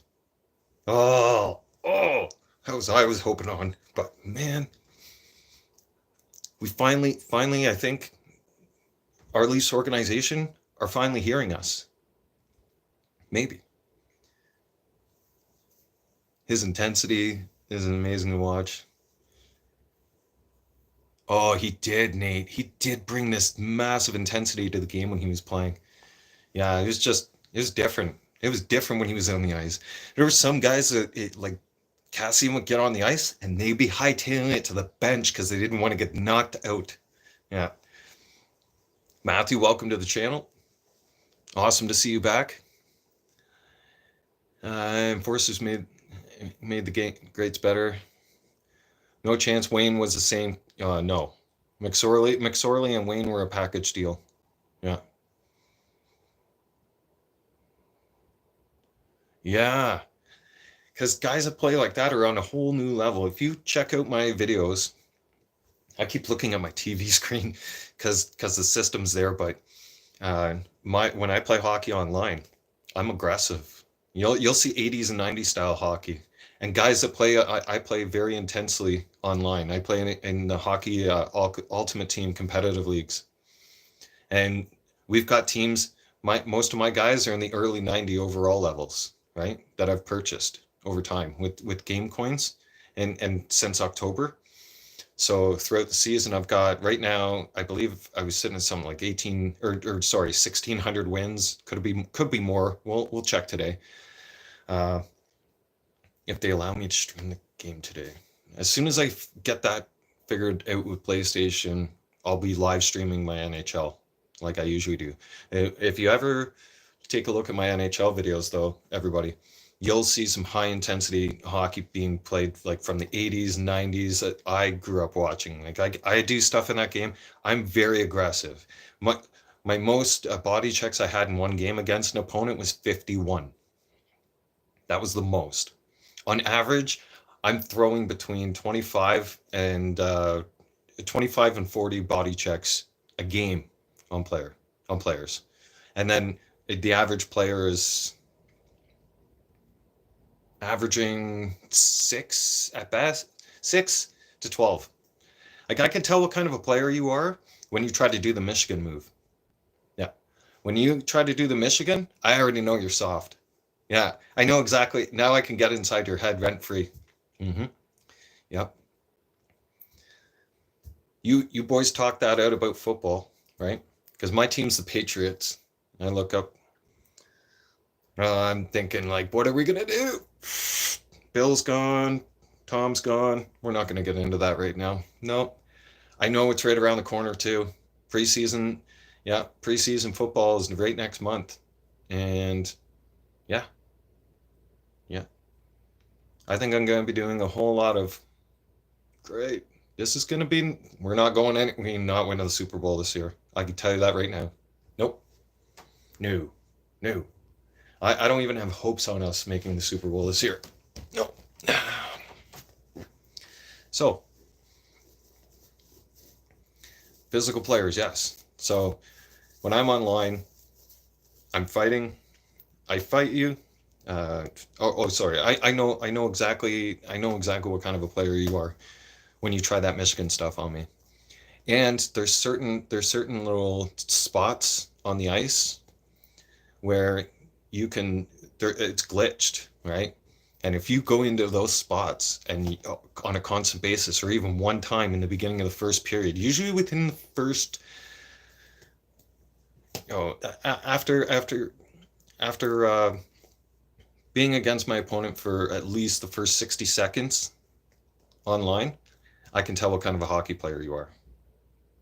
Not even 60 seconds, usually about 30. Between 30 and 60 seconds, I have an absolute idea who you are and what kind of style of hockey you play, and I know how to manipulate you, and I've got so many different styles. You're going to head out, have a good day. Nate, you have a great day. You have a safe and blessed day, brother. Great to see the game growing above the border. Yeah. You have a safe and blessed day, brother. Thank you for stopping by. Hang on, before I forget, before I lose my track of my train of thought again. I'm that type of player. I can figure you out, I can analyze you, and then I'll pick my strategy on how I'm gonna basically manipulate my way around your players. Yep. And those soft players out there, they're all about the skills and the new NHL. You know, I rock you and I bring you back to the 90s. Yeah. I introduce you to 90s style hockey. 80s and 90s style. Yeah. And you usually can't handle it. A lot of you, I can throw you through the boards and I can body check you. I can line you up. I can line you up perfectly. I know your move. I can predict every single thing you're going to do. Why? I've been playing hockey all these years. Mm-hmm. I've been playing hockey on a game system since Blades of Steel, Nintendo. Yeah. If you don't know what Blades of Steel are, look up Blades of Steel. Yeah. 90s hockey was peak. Yep. Sure was. I miss 90s hockey. Yep. I do. And we didn't have the internet back then. No, we did. Or yeah, it was just coming in, but just before the internet came in. I don't know if it's out there anymore. I haven't checked. I don't think it is. But if it is, somebody please tell me, and then I'll probably end up looking. I'll look it up online actually. But there used to be this magazine that came out once a month. Okay, it was called the Hockey News. Okay, you were a hockey fan. On your way to school in the morning, you knew when the Hockey News showed up. Yeah. Lindros, Eiserman, Hall, and Roenick. Yeah. Nick, you're 37. I'm pushing 39 this year. Those days were great. Those games. Yeah. Hextall. Yeah. Remember Hextall and Potvin's fight? Wow. That I witnessed that on the TV. I'm all excited as a kid. I'm like, yeah, get him. The parents are like, you better calm down or you're gonna get a beating. Because I was sitting there, I was so excited. Oh yeah. That fight had me all fired up. I think that fight had us all fired up. Right? Yeah. Those are the good old days. You don't see fights like that. Right? Potvin was with the upset win on that one. That we all didn't know how that one was going to turn out, but it ended up turning out like that. It was cool, right? Who was it? Anderson.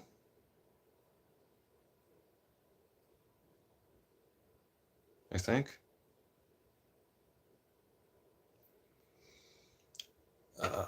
I have to look it up now. There was a fight in 2014 preseason. John Scott from Buffalo Sabres and Kessel. Kessel turned around. Him and John Scott. John Scott was another scary character. If you guys remember John Scott, you know what would have been a good fight actually? Now that we're on the subject of John Scott and Zach Glasson. Holy, that would have been explosive because those two are animals. Yeah. And they could be cousins. They could be related somehow. I don't know. But John Scott's a scary character. Yeah. He used to be. Well, I don't think he plays anymore. Yeah. Like John Scott Domi would have been great, a great matchup on him. But the way Kessel takes a cheap shot at him, because Kessel knows for a second that Scott, like, have you seen the size of John Scott's mitts? John Scott hits you in the face with one of those mitts, he's going to put a hole in your face. You're going to lose some teeth, for sure. Yeah, you're eating teeth right there on the spot. Yeah. You can collect them in the morning in the toilet. Because you ain't getting them back. Not with that guy. You might get them, if you're lucky, they might come flying out of your mouth, but chances are you're going to swallow them. Yeah. And Kessel took a cheap swing at him. He did. Whack, whack, like that. What do you think that does to a guy like John Scott? Huh? Oh man, you're going to cheap shot me like that? See how fast Kessel took off? And they had to get John Scott off the ice too. Because he basically wanted to murder Kessel. Yeah. Let's be honest, if he would have got a hold of Kessel, it would have been bad news bears for Kessel. Kessel would have been going to the hospital. Yeah. This is one thing you don't do is slash a guy like that. And he golf slashed him. Like that screams bitch move. Yeah. You can't. That's low. I know Kessel was playing for the Leafs at the time. I didn't have respect for him at the time. I didn't even like Kessel. Kessel didn't get along with people in the dressing room. People had a very what do you call that one? A lot of the players, I'm lost for the words. A lot of the players just had a very hard time getting along with him because he wanted to do everything his way, not anybody else's way. Right? He wasn't really a team player. Right? He was when he went into Pittsburgh because he was around his own kind. Right? He was around whatever. I never liked the guy. No, couldn't stand his face. I thought Kessel was a joke. Yeah, I want him gone. Did not like him, not one bit. That year, he made the All-Star team as a joke. Yeah, isn't that crazy? Yeah. The All-Star game's getting boring now. I'm not interested when All-Star game comes up anymore. I used to as a kid. As a kid, All-Star game was an All-Star game. That was awesome. You had East versus West. You had a full-out hockey game. Real. And Man, it was just East versus West, and it was hardcore awesomeness. People got rocked. Yeah. How do I feel about Phaneuf as a Leaf? Didn't like him. No. Mm-mm. Mm-mm. No. Some people did, some people didn't. I couldn't stand the guy. No. And I'll always love Sundin. Sundin was an awesome player on our team. I was a little crushed when he finished off the rest of his career in Vancouver. I was like, dude, I thought he was going to be a Leaf for life kind of thing. Tavares is going to be a Leaf for life now, right? Oh, yeah. There goes the ball. I was trying to play with it to open up my hands. Usually by this time, I'm using my hands with the controller so they won't lock up as much, and now I'm just stretching them out. It's been about 2 hours. I've kept them pretty much dormant. I'm wiggling them around a bit. It's not the same. Where was I on that one? Yeah, Phaneuf. I could not like the guy. And then Tavares, like I was saying, okay, so Tavares, as soon as he got brought in, finally, and brought home from New York, he didn't even like playing in that building. Phaneuf always comes across as someone who would rather be anywhere else but in the ice in Toronto. Exactly. Thank you. That's what I was looking for, Nick. I was looking for the words. That guy didn't play with heart. He didn't play with heart in Toronto. Not one bit. Exactly. He didn't seem like he wanted to fit in. It didn't seem like he was jiving with the guys. You look at the team now, okay? Those guys are closer together than ever, right? Like they get along. You can see the chemistry. You could see it on their faces, right? Yeah, they have their bad nights, right? But you can see it on their faces. You could see that they're trying to work together, right? They're working with each other. It's give and take when you're on a team. You have to give a little and take a little as well, right? But you do have to give a lot more into the team if you want the team to be successful. You have to give it your all, and when you give it your all, that means giving it all with the team. You can't be a number one person and think you're carrying the team. It's not how a team works, right? But when us fans, us real hockey fans, we can take a look at something. We can take a look at a team and go, that team's falling apart. Yeah, or there's something wrong with our team.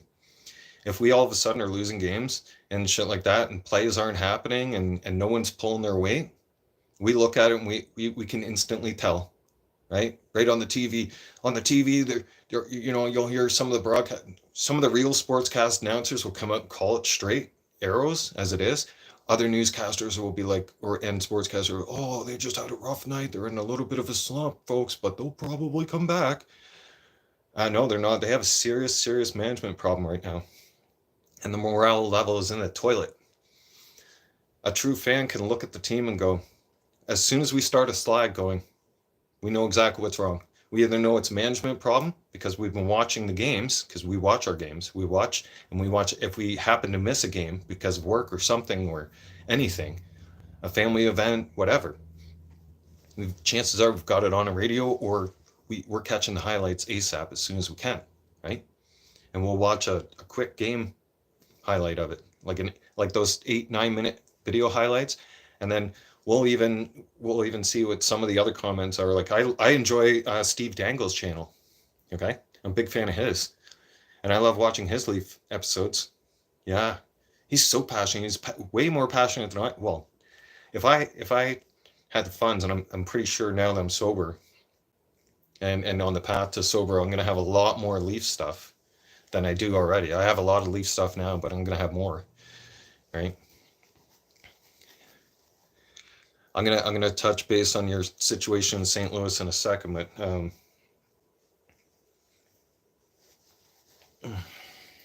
hands are kicking my ass. I lost my train of thought again. Oy. So I'm starting to get a little anxious now. His hands are bothering me. The little bit of the weeds wearing off. Okay, so let me get back to hockey. Okay, so Torrey Krug in St. Louis. Yeah, I'm starting to get a little too warm. I'm gonna have to end the live stream soon. I knew 2 hours was gonna be my max. Because the sweat parade's starting again. I'll be sweating for a while.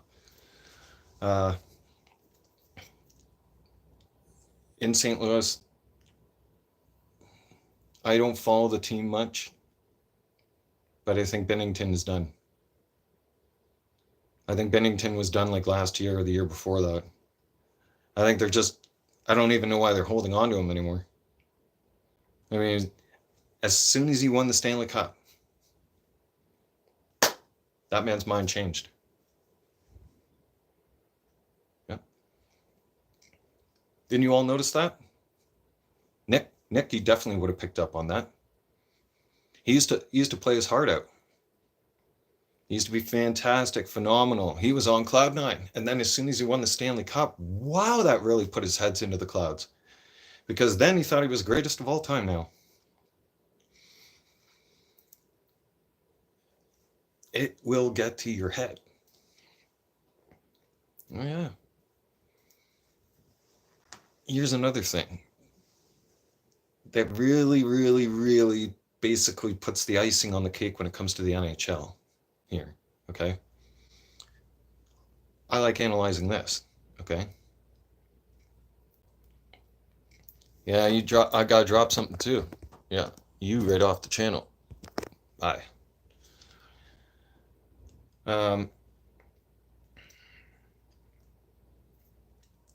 Goaltending. The Stanley Cup. What happened to Bobrovsky in Edmonton here is more than humiliation. Way more than mental humiliation. Think about that, okay? A guy mentally doesn't come back from that. He doesn't get mentally focused after something like that. Not right quick anyways. He doesn't right the ship that fast. That wasn't not only, like, everyone picked up on it, yep. Hey, think about it. He was getting humiliated. And this is the Stanley Cup Finals. He's not living that down, folks. You don't come back from that. Like, he's not going to sleep at night. Like, during that series, after that game, he was not sleeping well properly at all. So not only are these guys fatigued from flying back and forth and from, they've gone through 3 long series. These guys are exhausted at this point, right? They're on edge, right? So how is it that he was able to mentally and physically stay focused? He didn't. It wasn't. It was rigged for them to win. It was set up for them to win. Because mentally, a goalie, he's not going to have the same season next year. No. Social media ate him alive on that one. Think about that. He probably couldn't even look at the comments on it, right? The world's a mean and nasty place. You think I pay attention to people's comments? No. As soon as somebody makes a stupid comment about me, right, and says something that where they want to try gaslight me or anything like that, gone. Nick, I might as well make you a moderator, standard moderator, because same thing. You kind of have that no bullshit kind of attitude like I do. You don't want to put up with bullshit. That's another thing. You come on the channel, start shit, you're gone. Yeah. And you don't get, and once you get taken off the channel, you're not coming back. No. I don't give you special privileges to come back. No. So, everybody gets that warning. Javelin this series is a nightmare. That's the hardest trophy in sports. Became harder. Exactly. A lot of you didn't think about the travel. Because when I analyze the series, I'm thinking to myself, like, hold on.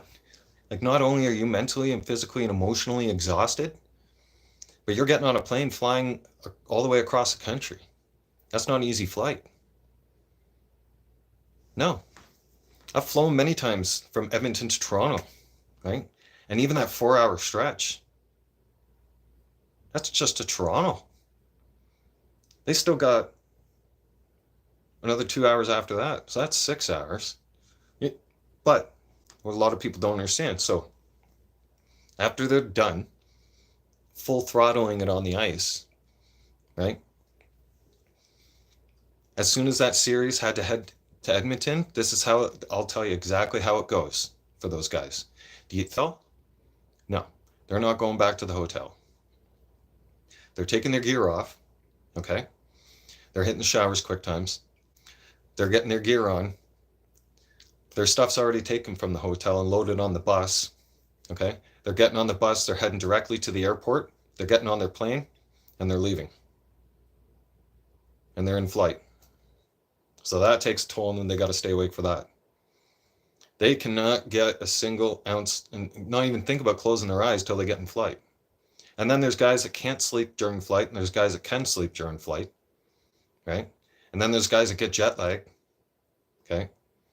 So they really don't, and not to mention the time difference switching on them, right? Nick, you're welcome. Yeah, I mean, especially Seagerm. No, I guess I have today. Every day you'll learn something new every day if you have an open mind. Oh, he's a new 14-year-old prospect. Holy crap.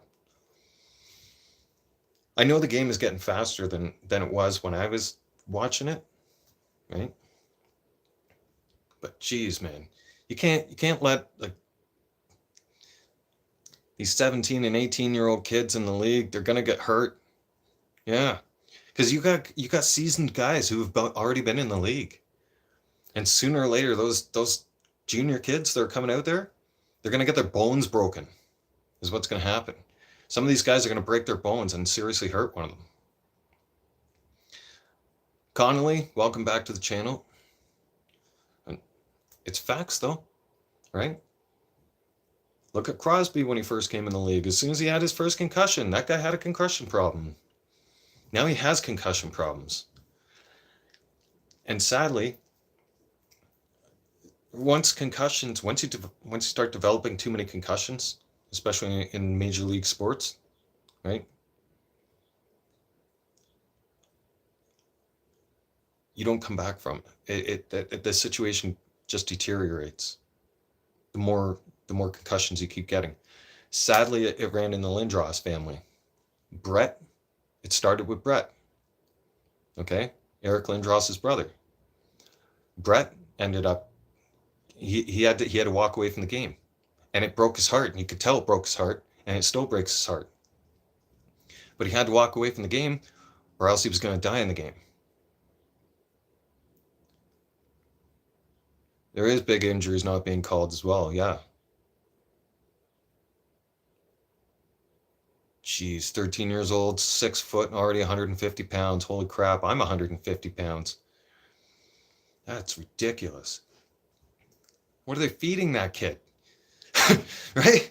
He's going to be the next Andre the Giant. No, can you imagine Andre the Giant trying to play hockey? Wow, that would have been scary. Yeah, I think that guy could have just put both arms out there and clothesline the whole team. Right? He probably could have skated down the bench just with his arm. Right? Perrin's the same way when he came up.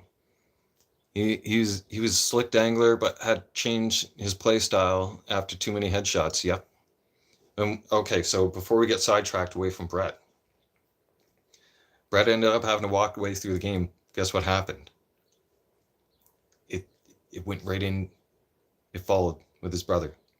Yeah. And his brother ended up having to walk away from the game because it happened in Toronto. When he finally came on as being a Leaf, he didn't even last very long at being a Leaf. He ended up getting a concussion, and then the doctors ended up telling him the same thing. You keep playing like this, you're going to die. You're going to end up being severely disabled. You won't be able to play no more. You won't be able to do anything properly anymore. Oh, yeah. Because of his concussion history. That's what I mean. His concussions started way back in Philly, in his early days with Philly. And over the years, in the 90s, everybody, what a lot of people don't understand now, okay, a lot of the newer generation doesn't understand, in the 90s, you were getting hit. The game was physical. These guys were throwing their weight around every game. If you were somebody like Connor Bedard nowadays, and if you were to have Connor Bedard in the 90s, you would need 2 or 3 guys to keep him safe. Or else that kid's going to get throttled. Yeah. That kid, if that kid would have played in the 90s, he would have played his first or second NHL game and he would already be on the injury list. See, Scott Stevens, oh, thank you for bringing that up. If you get hit by Scott Stevens, you felt like you got hit by a freight train or a car. Okay? Seriously. Jag, thank you for the compliment. I'm glad you guys enjoy me. Thank you. Enjoy having me around. I enjoy doing this, right? I believe that I heard about a 13-year-old kid named Michael Buckley, and he scored 20 goals in 4 games in a D1 league. Whoa. Huh. Yeah, the game's becoming a lot faster, right? And they're not allowing as much hitting. So that's basically getting these guys who are skilled like that, right? Michael Buckley is insane. Yeah. Scott Stevens, though, before remember the days of Yzerman. You guys don't remember the days when remember when Detroit won back-to-back, right? Those years, holy, the league was so much more violent then too, right? There's teams out there right now that wouldn't have survived playing Detroit. Detroit would have ate you alive. Yeah. Connor Bedard's team right now, if they were to go back against the 1999 Detroit Red Wings, would own them. Yeah, they wouldn't survive. And Bedard wouldn't survive the series. Absolutely not. They would have taken him on the stretcher in game 1. Yeah. And not to say that guys should be stretchered. No. I'm just using that as an example, right? That's just facts. I mean, Detroit would have circled on him in a heartbeat. Yeah, that kid would have been crippled in the first period, right in game 1. In that series, he wouldn't have survived out of game 1. They would have had to take him down in a heartbeat. And back then, Detroit would. Back then, teams would go after the star players during the playoffs because you need to take them down. The 95 New Jersey Devils team is definitely, yeah. Michael Buckley put someone in a stretcher, and he scored a hat. Yeah, the league was different back then. I look at the league nowadays when I'm watching a hockey game, and I'm like, hit the guy, right? Like, throw a body check, right? Don't be afraid to throttle that guy, man. That guy would have got throttled back in the day, right? I watch some of these games and I'm just like, oh man, why? How? Right? Why do you guys put up with that kind of crap? You know? Who's taking care of business here? Right? Reeves, my opinion, this season that just passed on Toronto, where was Reeves? Where was Reeves? Reeves is supposed to be a protector for Matthews, and Reeves is on vacation half the time. Yeah. It's like, he'll have his head in the game some games, right? And then he's like, I don't even know what I'm doing here, right? Different player in NHL 24 on the video game system. Way different player. Oh, yeah. He scores goals on my team, right? And he's only an 88 overall. I was only able to find a Reeves at that. Like, that was the best Reeves I could find on the marketplace. The marketplace is a little sketchy now, and marketplace there's not a lot of players that come up available on the marketplace now that are higher up in overall levels in the 90s.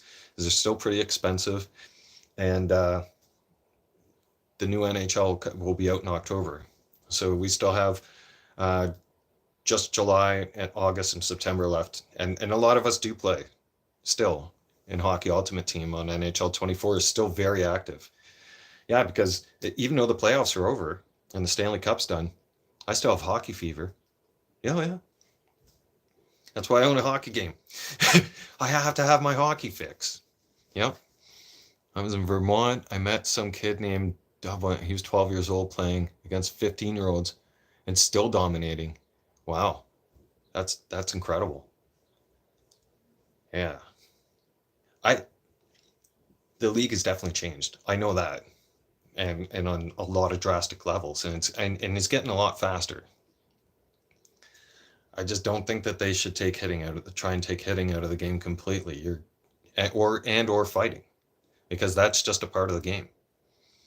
It is a dominating sport. It is a sport for warriors. If it was an easy sport, everybody would play it. Okay? It's not a sport for everybody. No. I had my teeth rearranged in my mouth. I've lost teeth because of that sport. I've had injuries because of that sport. Road hockey will kick your ass when you're playing road hockey even. Right?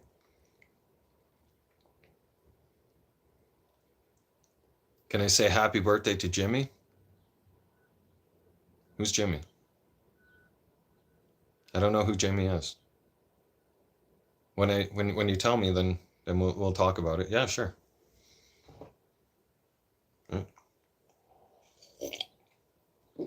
Not in a singing mood. No. I'm in a bit of a hungry mood. It's been 2 hours on the live stream and I kind of want to have a snack. Didn't really get to eat anything yesterday. Right? Going through detox, you don't really have an appetite until about now. Really. Once you're starting to roll into, the starting of midway through day 2 and you're going into day 3. Liam, welcome back. Once you're like starting to go into day 3, your appetite starts coming back. 6 foot hockey demon brought home the Wiggle Ball World Series to the Pineapples. Well, happy birthday, Jimmy, and that's 6'5". Holy crap. Brashear, I think was 6'5". Antropov is up there. Chara is up there. Chara's past him. Chara's at 7 feet, but still 6'5", and then you got to add he's on skates. Liam, thank you. Thank you for the compliment. Yeah, Nick, you got to think, right? Like when he's on skates, it's got to be about that much, right? At least you got to add on that 6'5". And then that 6'5" roaming around on the ice at fast speed. Holy crap. Someone like me would get killed. Yeah. I'm just a little guy. Yeah. I'm Wayne Gretzky size. Yeah. I couldn't be in today's NHL. No. Or not even in the NHL in the 90s. No. Gretzky had to have McSorley protect him. Because there was monsters out there that would have just, and they did. Sometimes Gretzky did get hit. And the difference with Wayne as well, a lot of people didn't know, and if you see his helmet, you'd understand. Wayne didn't switch up his equipment from when he started in the NHL. No, he took it, to him, it was a good luck thing. He was still wearing the old time equipment when he was in New York, by the time he got down to New York. And he was still wearing that old helmet. Yeah. Because to him, it was his good luck. Like his padding and his gear was so light, and it allowed him to move around the ice so quick, so fast. He didn't have heavy gear on, right? The gear back then, a lot of it, like when it was coming out, it was newer, it was buffier, bulkier, kind of thing. And then it started slimming down in weight again and started getting lighter and lighter and more efficient over the years. So I just won AAA hockey championship and topped out 6-3, and it was Wrecking Ball. Nice. Congratulations, Liam. That is wicked. Yeah. I remember winning a championship. It was I was before the age of 10. I won only one championship, but it was awesome. It's an awesome feeling. Oh yeah, Corey Cross, giant defenseman. Cross. Not off the top of my head, no, no. Maybe I would. Was he in the 90s? Or was he an early 2000 player? Yeah, Liam. Yeah, that guy's not coming. That the guy is not coming back to my mind. No. Maybe if we would have, if you like reference him to a situation, then it might trigger one of my memories back to and be like, oh yeah, I remember that guy. Yeah, yeah.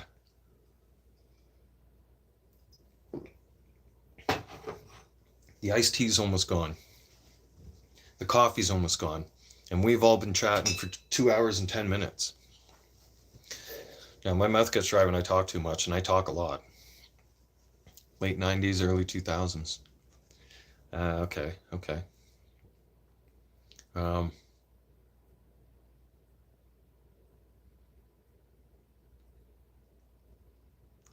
he played Lisa and Lightning. It couldn't have been for that long though, or he didn't make an impact on me to remember enough.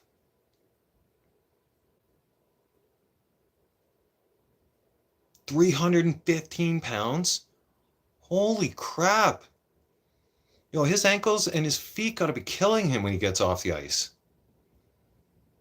Seriously, his feet probably swell up like balloons when he gets out of the skates. Or probably, like he's probably under so much pressure. He has to have somebody take his definitely has to have somebody take his skates off for him. There's no way that guy's tying his skates and taking them off by himself.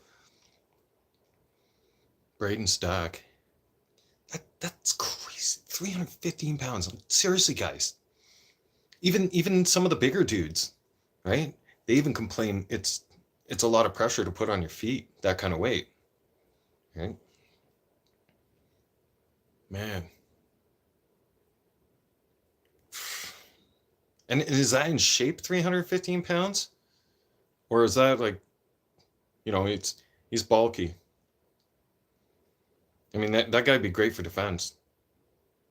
And even a goalie. Oh, you would get nothing past him. 315 pounds? No. Does the ice crack when he steps on a good one? Good one. I'm pretty sure the ice is a little bit thicker when he get. He's massive. No, I'm pretty sure they had to thicken up the ice in their arena for him. 2 lunches at school. Holy crap! Can you imagine? Okay, just imagine the shit he takes. Only us guys would think about that, right? When a guy's putting down food like that, I wonder what kind of crap he's taking. Right? That does blow my mind. Like seriously, he must be taking a massive shit like about that and probably clogs the toilet each time. He's at home with a super flusher for sure. He does not have the average size toilet as us. There's no way. No. I got a new phone, but it didn't let you do that. I tried again, but what? The first time you were able to, I think, what? That's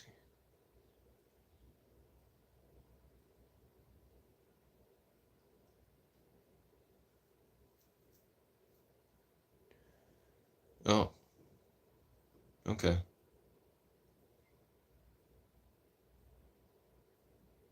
5'9". Wow. Okay, that dude has some serious feet issue. Like he's definitely has to put his feet onto ice, like literally in ice water or something when he gets out of the skates for sure.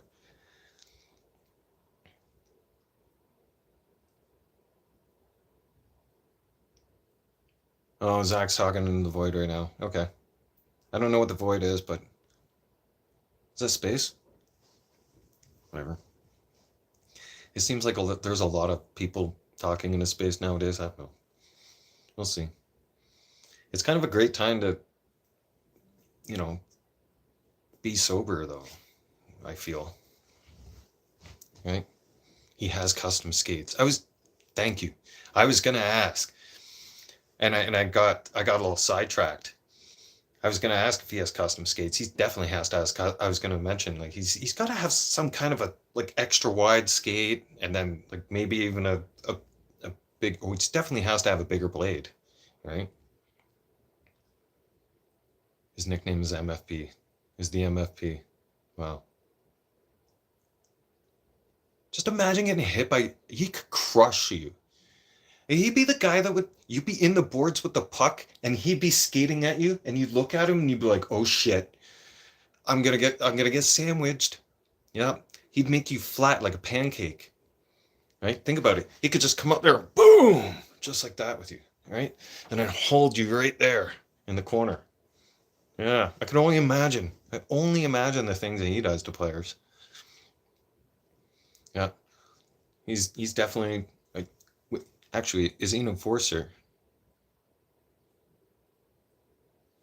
He fell on his team and he's well, yeah, yeah, dude, he's heavy. That's 315 pounds. I mean, if you drop something that's 315 pounds on your leg, it's getting broken. Mm-hmm. Yep. I was 19 years old or 20, and I was curling in the gym, right? And I was an idiot. I was trying to impress some girls or something, right? And I'm doing this and that, and I wasn't paying attention, and I wasn't really holding the weights properly. And I went to set it down, and I threw down. I was only curling 50 pounds at the time, and just as I'm sitting down right now, so maybe had a 1 foot drop, maybe a foot and a half drop from the bell, and I went and dropped the bell, and I dropped the bell right on my middle toe, on my right foot. You don't want to do that. No, it will irritate everything. You don't want to walk. You don't want to talk to people. You don't want to function. And it was an instant. Oh my God, what did I just do? And and you're uncomfortable for weeks at a time. Weeks. It'll make you the most irritated person. Like anything and everything will irritate you because you're already irritated, because that's like one of the worst things you could do is like break your foot. Breaking a leg is still pretty bad, but breaking a toe, that just brought me back. Yeah. I'm glad I got a lot of your guys' support on this. I love talking hockey and sports, so we can definitely talk about that stuff as well on the channel. And the sober journey is going to be awesome, as I really look forward to checking in with you guys and doing my progress on a daily basis and making you guys aware and showing you guys what it's like to go through it. Like I got a really simple shirt on right now today because it's already wet. Yeah, underneath my armpits is already, yeah, it's the final. I'm pretty much done sweating in about an hour. Finally. Yeah. And that started at 4:30 this morning. And what am I at now? Let me check time. Oh, it's 2:24 in the afternoon here. So just remember, you can do it. Even if you relapse, I relapsed a lot. Mm-hmm. But no matter what anybody says about that, about relapsing is a part of healing. Some end up going on this journey once, go through detox once, and then they're sober and they get to stay sober, and they might not relapse at all. It's great if you don't. But if you do, I'm telling you, you can still get sober. I'm doing it. I'm living proof. You will wake up and realize one day you don't want to do this anymore to yourself. That you're sick of it. And that's where I was at. The problem is I was so far in, and I had detoxed enough times that my body was starting to almost to make me sick, to trick me into keeping it going and keeping it going and keeping it going. Right? And I had to fight through that sickness a few times. But if I would have kept going and going and going, right? And just given up and said, you know what, I'm done. No more progress, forget it. Then it would have come to a point where I wouldn't be able to handle the withdrawals without alcohol, or else it's going to kill me. When I had my detox, that was my near-death experience with dealing with detox, like my first serious detox, right? When it was getting to the point where it was making me sick, and that was back in February. I still get the sweats when I sleep. Yeah. Oh yeah, you will. Yeah. Exactly, Nick. And the thing is, when I quit smoking, actually, I'm glad that you brought that up. So when I quit smoking,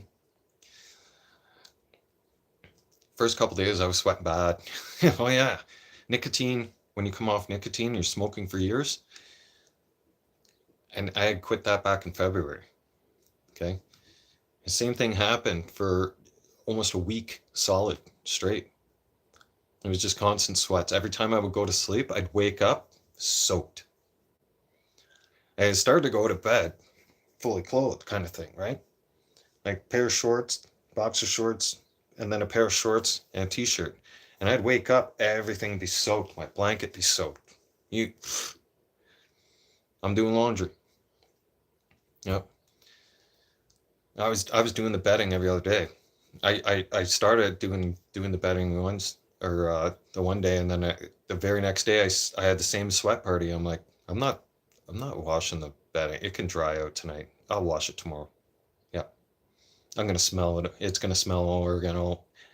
Because when you all those toxins are coming out of your body, and it's coming out through your pores, and it comes out through your body, and it's okay to sweat it out, right? When you're going through detox, by the way.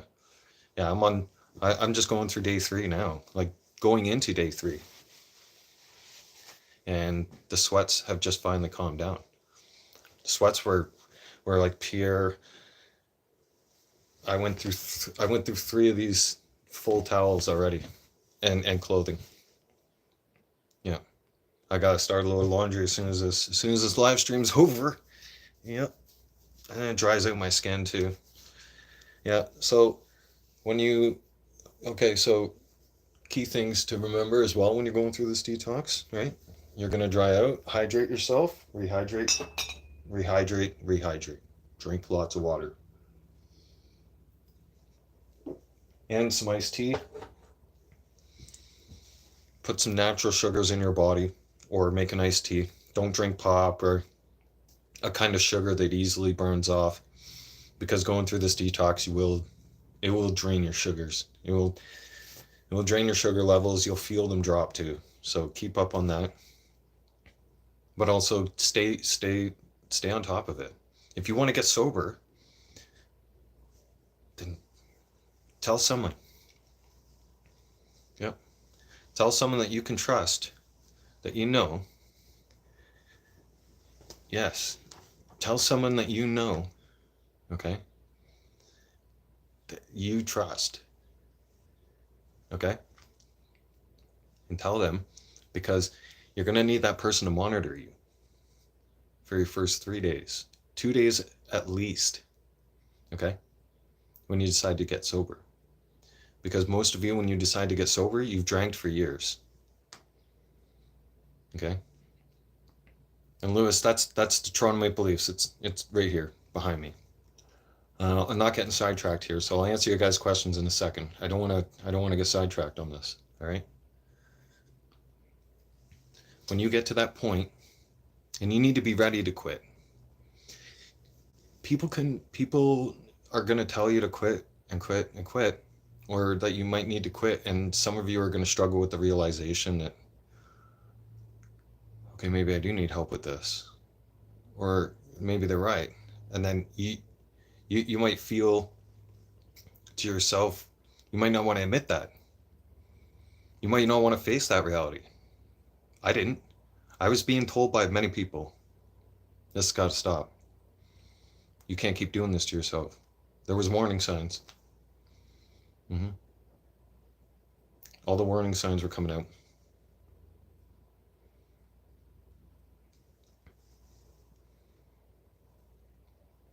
And my biggest one that woke me up, it was in February. Because the medication that they had put me on for depression and all that stuff, and the lack of sleep, or what do you, I forget the word of it now, right now, because I'm going through it right now. You're sleep deprived, going in detoxing, especially alcohol. Like you'll be able to stay awake for hours and hours. You'll feel exhausted, but your mind just won't let you sleep.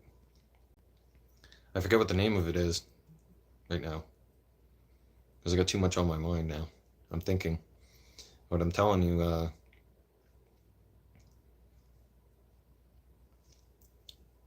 I really didn't. I was so lost into alcohol that I wasn't concerned. I wasn't thinking about the harmful effects of that medication and the alcohol put together.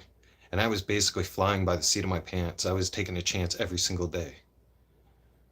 And I was taking a chance that I would go to sleep and not be able to wake up. Because they had me on heavy sleepers. They had me in trazodone and a big dose on me. And hell, they wanted me on 6 of those a day. You imagine 6 of those a day and 15 beers? That's a recipe for disaster. Okay, and that's just one medication. That's not the effects of the rest of them. Now, when I looked at the effects of the rest of the medication, it said do not come off this medication without doctor supervision. No, I didn't look into that. The one day, no. I had an episode where it was -40 out, and I realized I woke up in the living room, okay, hunched over glass where the glass TV stand could have broke. Thank God I didn't go through it. It's a miracle that I didn't go through it, right? And then exactly, Nick. That's when I realized I had a serious control problem. I was like, this has to stop. This has to stop now. So you know what I did? I quit everything all at once. The smoking, the drinking, the pills. Don't do that. Because that spiraled me into the worst detox of my life. I was fighting for my life. It was horrible, horrible, horrible. Thank God I had somebody monitoring me, because I would have died that day. All right? That's just it too. I've found personally, I feel a lot better about myself admitting, especially to all of you, and most importantly, admitting to myself and looking at myself going, dude, you have a problem with alcohol? You can't touch this stuff, man. Like, alcohol is just not for us. Like, dude, we have no self-control when it comes to this stuff. This is not the substance for us.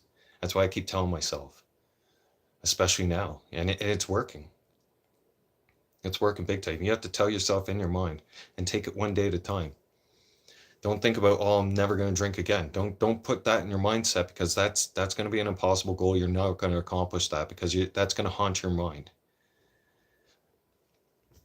Because I kept setting those long-term goals, and I kept relapsing. And I kept looking back going, oh, I'm never going to make it, kind of attitude. So I might as well just keep drinking. And then I got sick of it. I got sick of I literally got sick of being sick. I got sick of drinking. Drinking wasn't the same to me anymore. I was drinking just to avoid being sick. Just to avoid. I was always pushing off the detox. Yes, Nick. Exactly. Yes, thank you. 'Cause at the end of the day, when you're brushing your teeth at night, look at yourself and be like, you know what? We made it another day sober. We did awesome. And we're going to do it another day. We're going to do it all over again tomorrow. If you go into the next day with that mindset, you have better chances of staying sober. Much better chance. Yeah.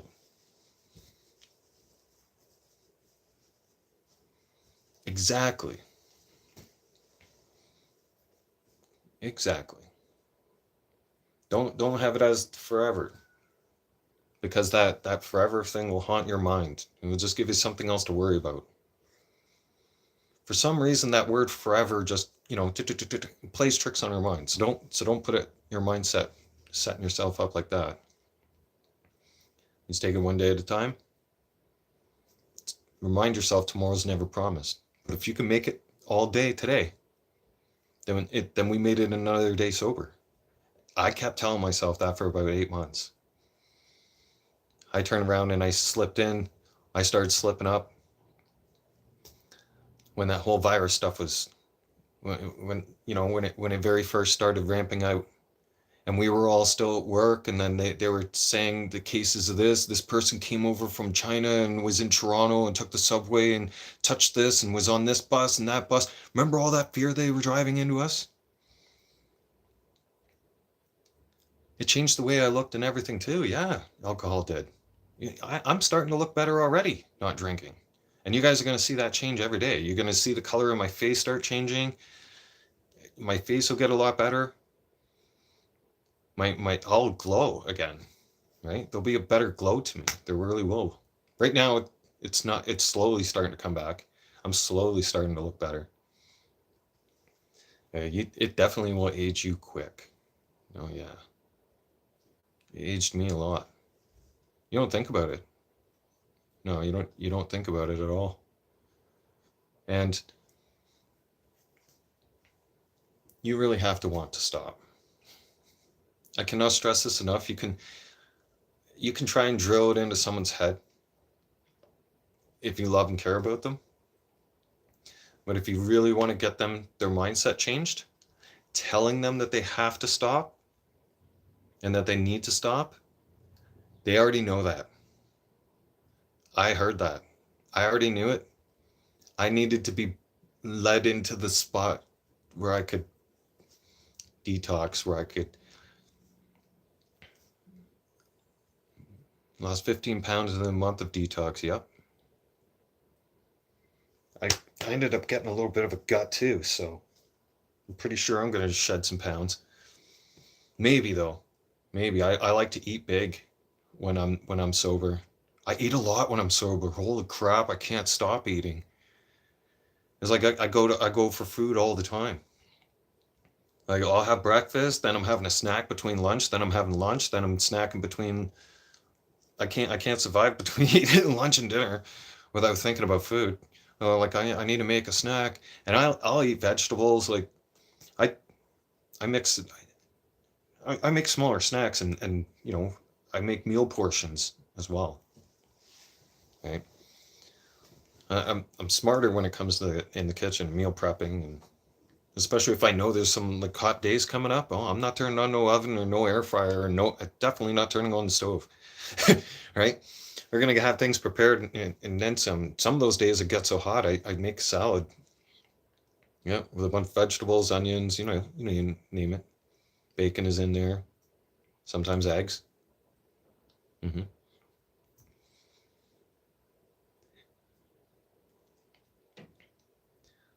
I was thinking about getting into jogging, uh, or something, or even just getting a treadmill so I can power walk that. Because there is those times where it haunts you, and it is like certain days will, especially when there's a hot day and you're thinking about a cold beer at the end of that hot day, or usually at the end of the day, especially for me. One of my hardest times I have to keep my mind occupied is between the hours. I've noticed this about my body, that between the hours of 3 o'clock in the afternoon till about 7 or 8 o'clock at night. So for about 4 or 5 hours around this time of the day, that's when my mind really starts thinking about it. Want to know why? Because for years I had beer right after work at a certain time. Yeah.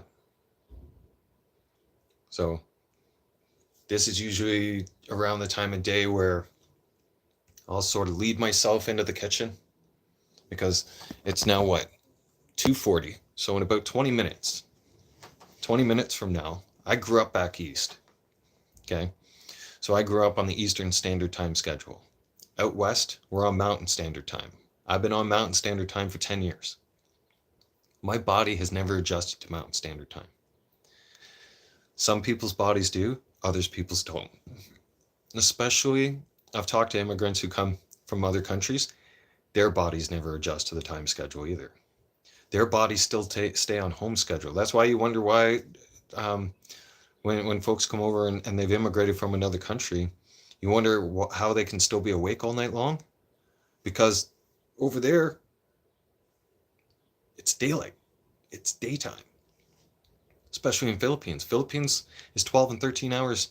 They're 12 hours ahead of us now. Okay?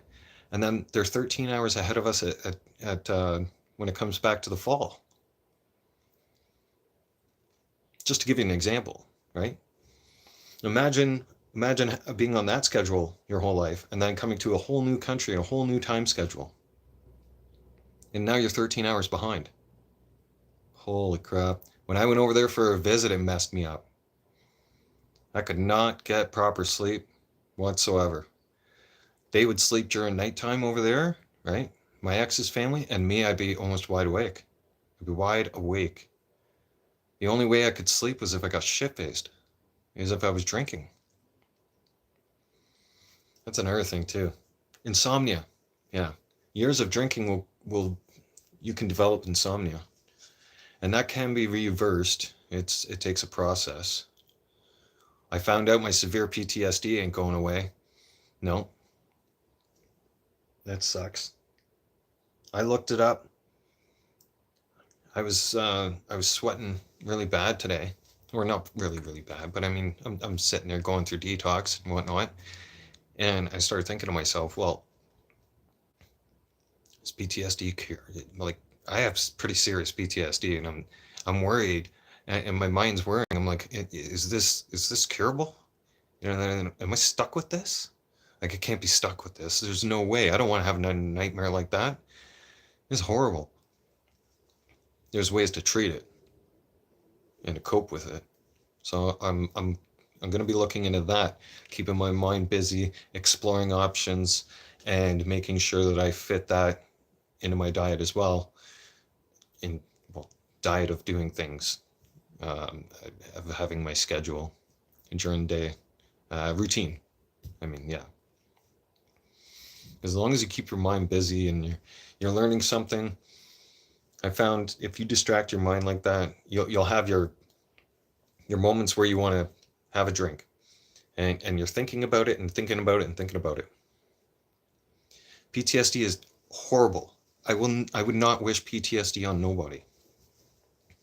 Certain times of the year, or certain days, or even if certain things on the news, if I see it, it'll trigger my PTSD. That's why I completely avoid mostly the news. I only try to read into things, but sometimes there are certain things that come up. And then I think to myself, or I know to myself, I'm like, oh, tonight's going to be an interesting sleep. Yeah. We better not go to sleep tonight. Nope. Because there's nights where I go to sleep, peace, calm, whatever. And then if something has triggered my PTSD during that day, if I'd had talk about the past about it or something, right? I used alcohol to cope with mine too. Because not the Iraq part. I mean, I'm talking. I used the alcohol to block out the PTSD. I quickly learned that if I drank, it blocked the PTSD. It blocked the nightmares from coming back. Yours made things worse. Mine didn't make things worse because I was drinking those beers to pass out, and then I'd skip REMs, or I'd skip dream stage most times, and then I was able to go past it, right? And it's one day at a time. You're right, Burger King. Thank you for the support.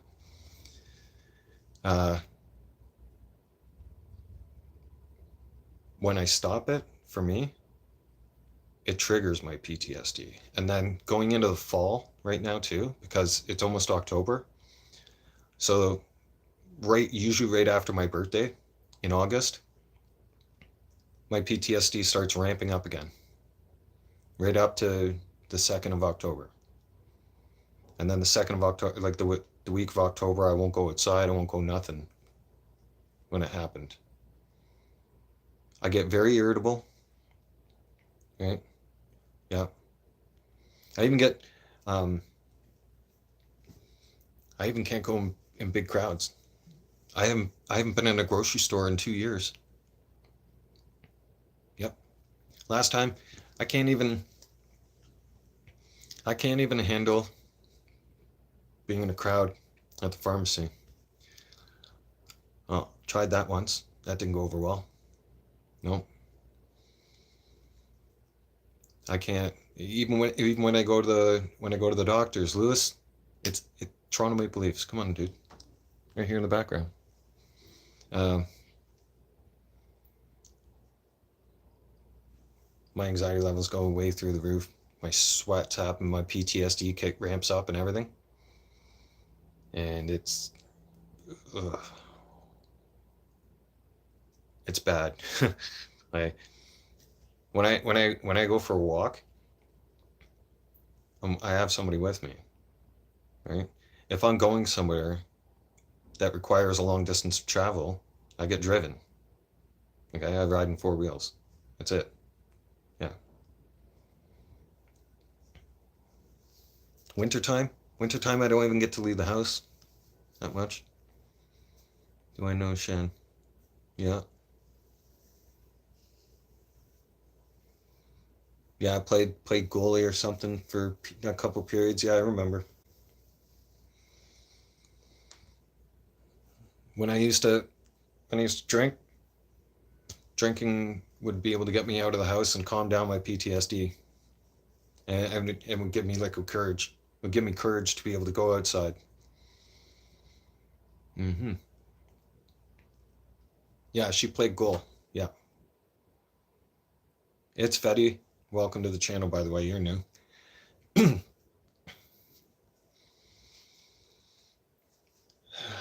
But sharing this, though, is really important to me.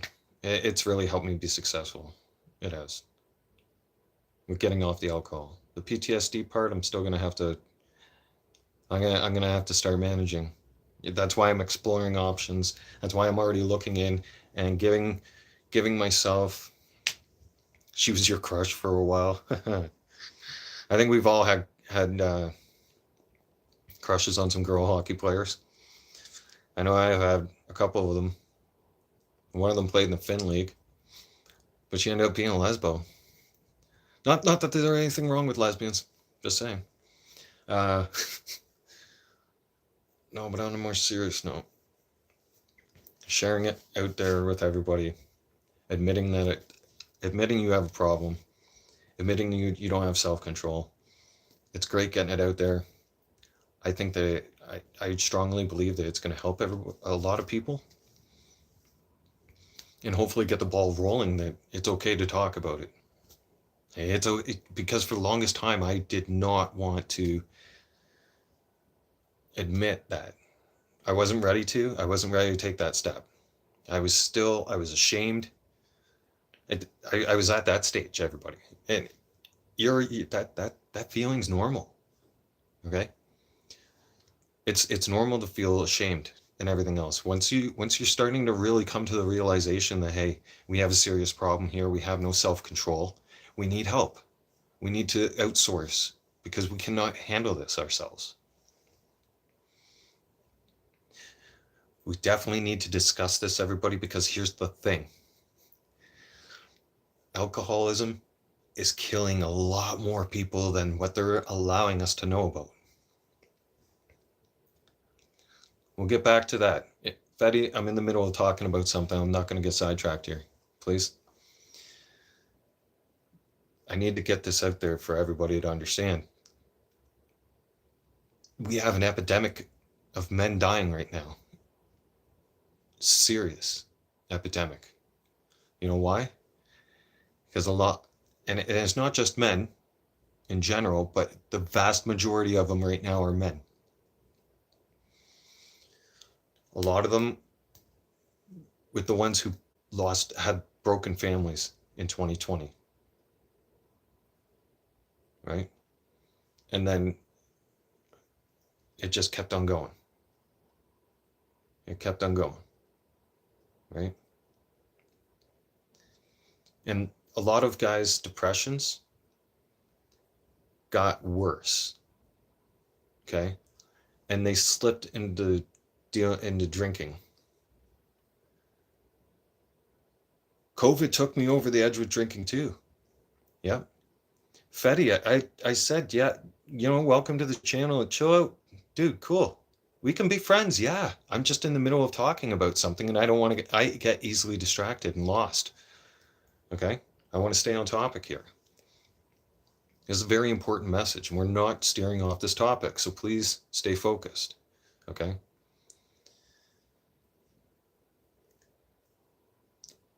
Men who had to go through that and who ended up think about what we don't think about right now is that there were already men like myself, okay, and just people in general who were on the road to recovery already. And then that whole shit show happened and families got divided.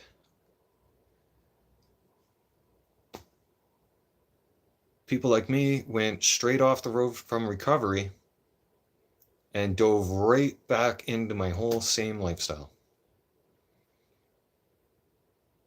And once I had slid into that slope and started that slope, yep.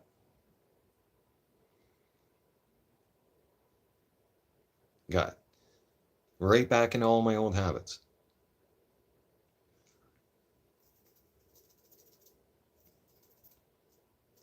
Fetty, you need to be timed out.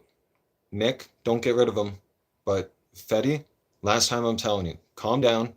I'll answer questions after I finish explaining. We have an epidemic on our hands in both Canada and the United States and around the world. It needs to be addressed. We need to shine the light on this because we have a mayor in Calgary, Alberta, who just turned around not too long ago, a few weeks back, and just before the Stampede, the Calgary Stampede, and said, right at the water main break, tells people of the city, drink more beer, not water.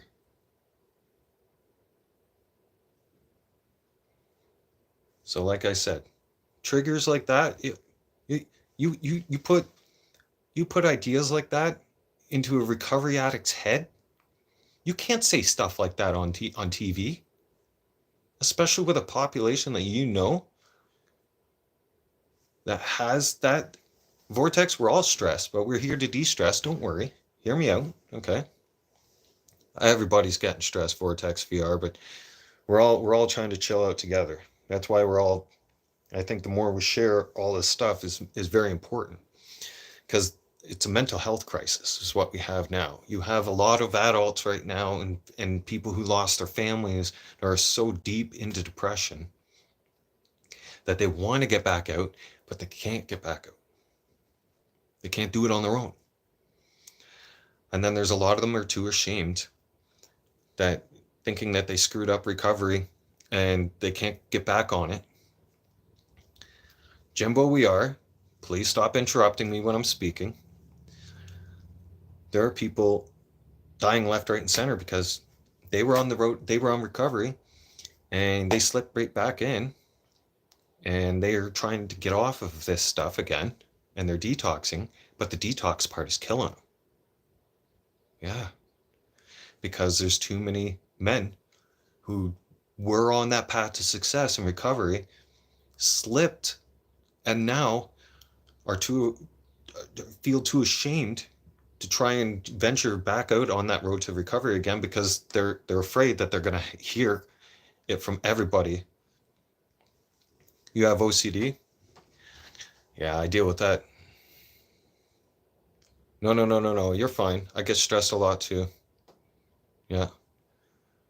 Waffle ball in your backyard. Good, good. That helps. Yeah. I want everybody to really focus on this. This has to be addressed for all men and women out there too, but it's not it's not as big it's not as big of a rise in the women category, because in the men's category we were the ones that were shamed on during COVID, especially if you didn't wear a mask or get vaccinated. That really changed your life. And most women out there have married the government and gotten rid of the man.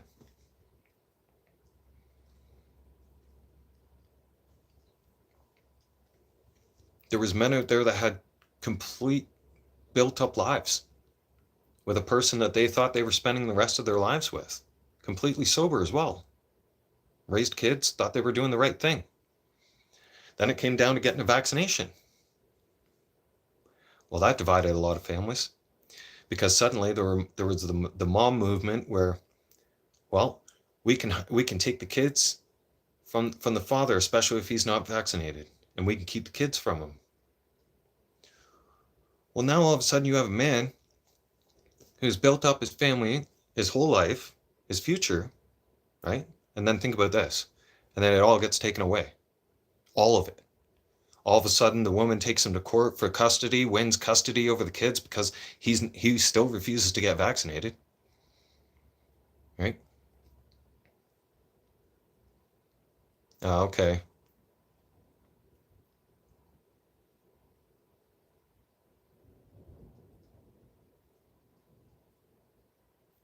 Vortex, it's all good. At least I'm getting the conversation started, right? I suffer from, I think, 4 or 5 different disabilities now. And I'm a recovering alcoholic. That's still new for me to say. All right. Alcoholic. Hmm. My teeth are going to get whiter because I notice they're pretty yellow from drinking a lot of beer. Yeah. Yeah. It's true. Very, very true.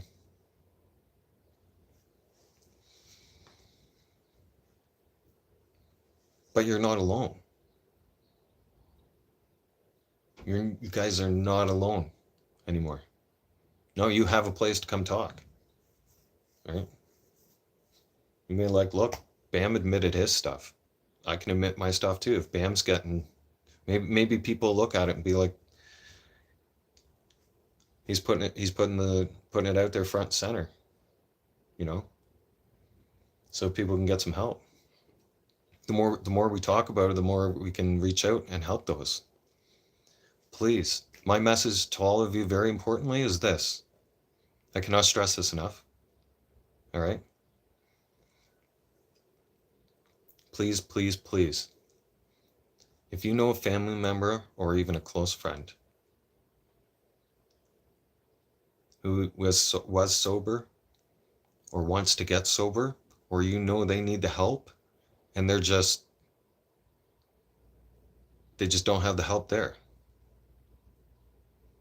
reach out to that family member, reach out to that very close friend of yours who you know is struggling with an addiction, and you know they want to get sober. If you know that in your heart, then please reach out to them. Please tell them that you love them and you care about them and you want to be there and you're willing to be there for them right now and offer the help for them to get on the path to sobriety.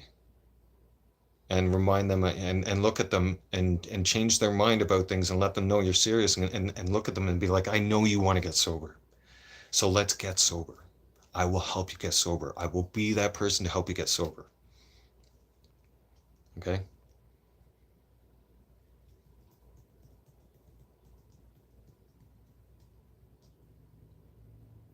Jimbo? I wouldn't play hockey just to impress the girl, but I would get into hockey just to learn it. It's a great sport. Yeah. You'll learn how team functions. You'll learn great life lessons out of hockey. There's too many to list off right now. Way too many. It's a smart sport to play. Yeah, it'll make a warrior out of you. Yeah, it will. Yeah, definitely will. She'll see that too. Yeah, if you really like her, go for it, dude. Yeah. I mean, most women, they don't like a weak man. They want a protector, they want someone who's strong, they want someone who's athletic, they want someone who has a smart head on their shoulders. Oh, if you're a warrior, then she's gonna see that you're going to play the hardest sport in the world, and she's gonna be like, yeah, I want to date that guy, right? Yeah, chicks loves hockey players, dude. I was about to say that too, Jimbo. Yeah, you know something the hockey players have that women look for? Endurance. Yeah, women know that a hockey player can is endurance, and endurance is you need to have endurance in bed. Yeah, you need to be able to open up a taco stand and go full out buffet, and then go wild style and ride, rider. Like, you're gonna need stamina for that.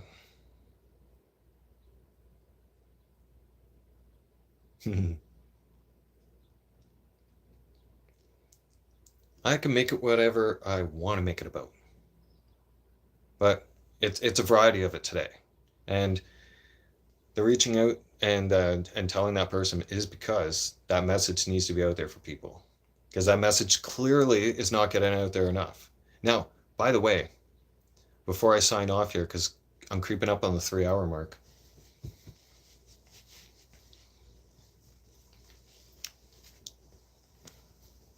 Justina's Trudeau's plan, so-called plan for addicts, right?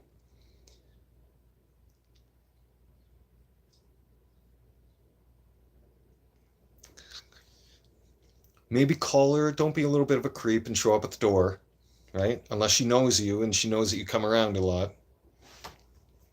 Um,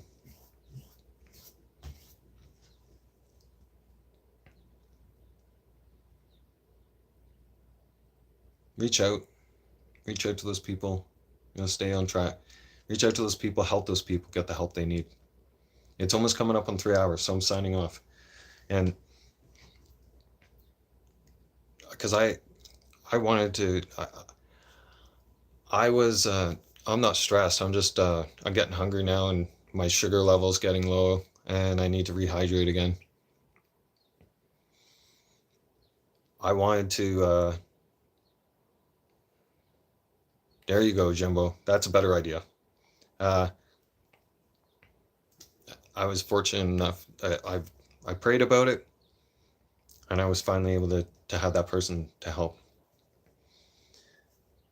But most people, they're not.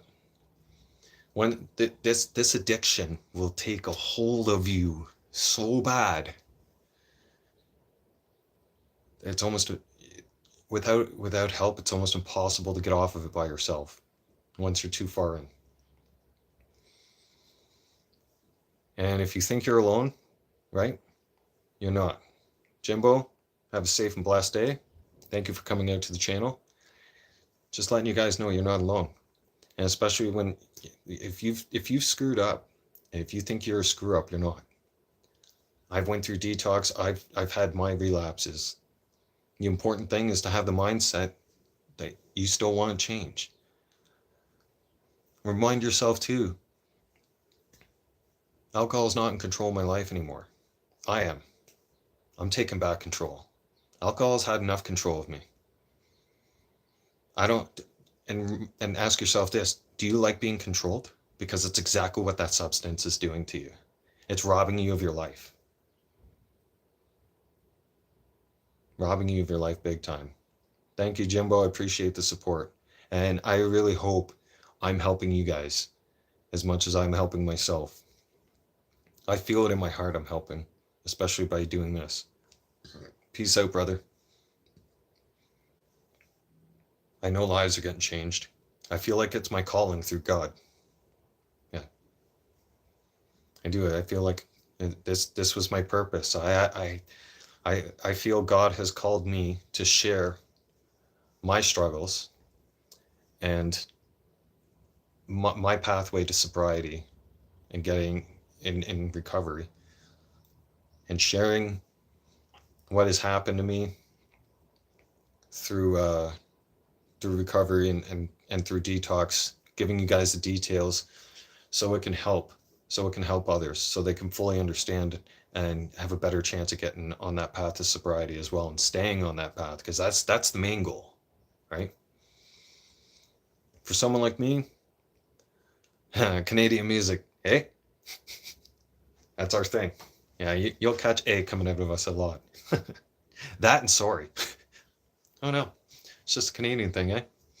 Yeah. I, I I was thinking about it for a while, and I was only doing audio about it, but I feel that visual face to face really is helping as well, because you guys are seeing me go from what it's like to be always under the influence of alcohol, and now you're going to see me sober. So yeah, exactly. See, really quick before I sign off, I do want to highlight that importance. It does kill you, right? And the thing is, Vortex, you want to be gone? No, no, it's definitely not. And sadly, we've got too many more adults, just in general, who are too far into their addiction, and the drink ends up taking their life. They keep putting it off. They keep putting it off. I'll quit next week. I'll quit next month. I'll quit. I'll quit tomorrow. I'll quit next week. Whatever. Or I'll quit next year.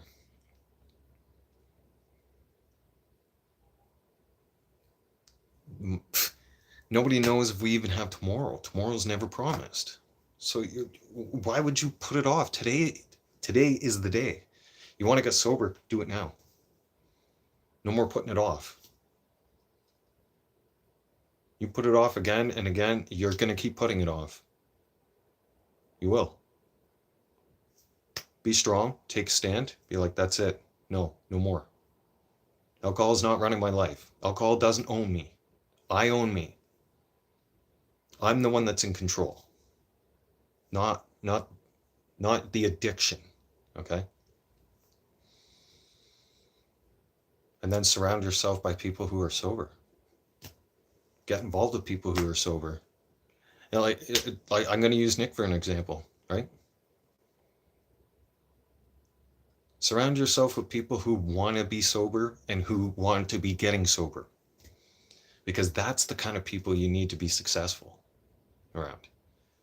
That is, you're only going to be successful if you're around those kinds of people. If you keep surrounding yourself by people who are sitting there drinking beers all the time, or drinking on a daily basis, or have no plan ever and ever stopping drinking and don't even talk about it and just think that they're going to be alcoholics for life, yeah, you need new friends.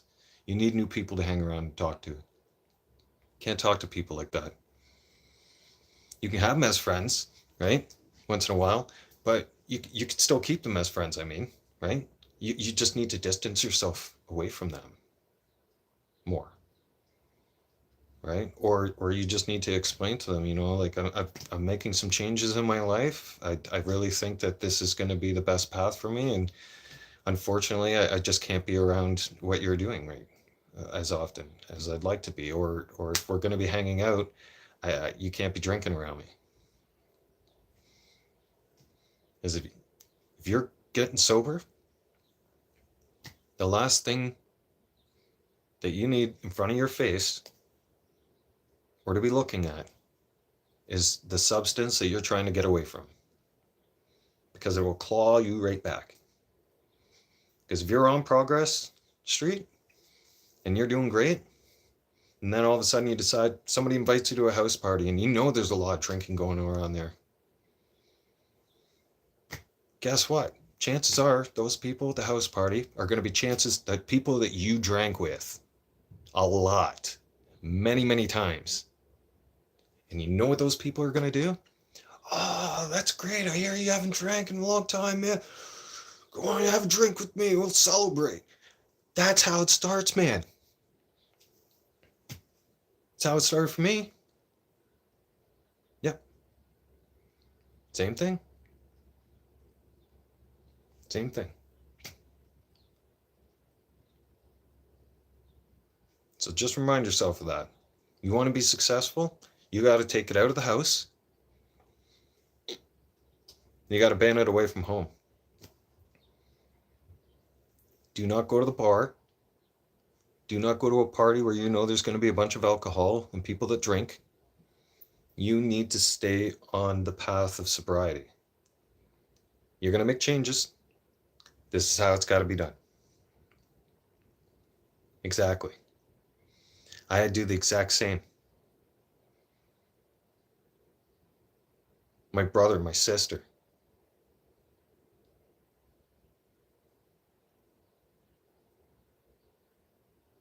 Close friends. I had for years. I asked them politely. I'm like, and had this kind of talk that I'm having with you guys. And oh, you shouldn't do that. Oh, like the people that sit there and say you can't do that, or you're not going to be able to accomplish that. Those are the people. They're going to keep driving and feeding that negative energy into you, and you're not going to be able to do anything with that negative energy, and they're going to drag you down with them, and you're going to start drinking with them again, and then you're going to set your goals back, and then you're going to look back at yourself and go, why am I here? Why am I not further ahead?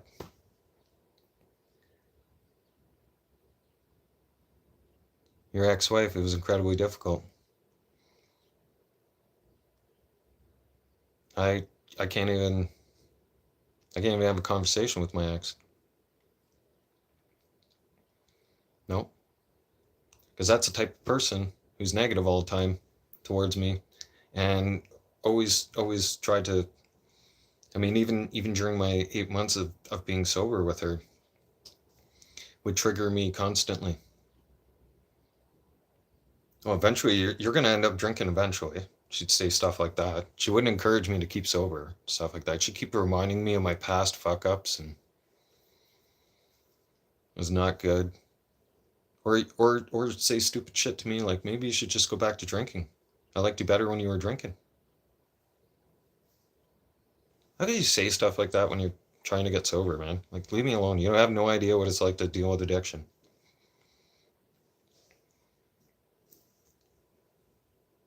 It's not a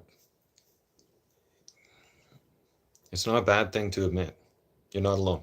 Is all I'm saying. It's going to be a lot easier when you admit it. And hey, you find channels like ours, right? Find a channel like mine to hang out with a bunch of people who are sober, and you'll find, with talking, you'll find you have support, that you're not alone. There's a lot more people out there with this problem than you think, right? It's time to stop being afraid of it. It's time to stop feeling embarrassed. After all, the alphabet community doesn't even know what gender they are. How embarrassing do you think that is? How embarrassing do you think it must be for somebody to sit there and go, I'm three genders.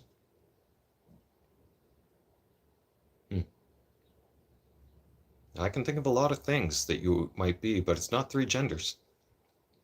Well, we won't go there. But I mean, don't sit there and be embarrassed about speaking up about it and asking for help. You'll find the help's here. We're here to help each other. I think one day I'm going to end up being a counselor, an addictions counselor. I really have that feeling. Or I'm going to be an addiction counselor, influencer, or something to do with addictions and mental health, for sure. Yeah. Anyways, I'm pretty thirsty. All right, I'm getting anxious. You know, my body's getting a little dehydrated. It's been sweating this whole time as well. Yeah, the towel's soaked. Gotta go get a new one. Time to do a load of laundry. All right, get the next round of towels ready for tonight, just in case sweat party. Right. Thank you, Nick. Some days I'd like to think so. Right. I think I would have a really good career path down that road and be successful at it. Like I've said before, and Nick, I'm sure you can relate. It's more easy to relate to somebody who has struggled through the addiction, who has gone through the pathway and road to recovery,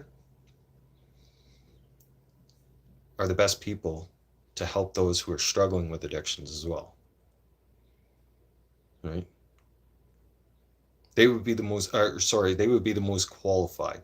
Maybe not certainly the best people, because there are great counselors out there who have never been addicted to substances, but have really, really dedicated their heart and soul and careers into understanding addictions and putting themselves boots on the ground, going out there on the street, you know, with the homeless community and getting themselves involved, right? And volunteering. Those are the kinds, yeah, I got respect for them too. They're the most qualified, right?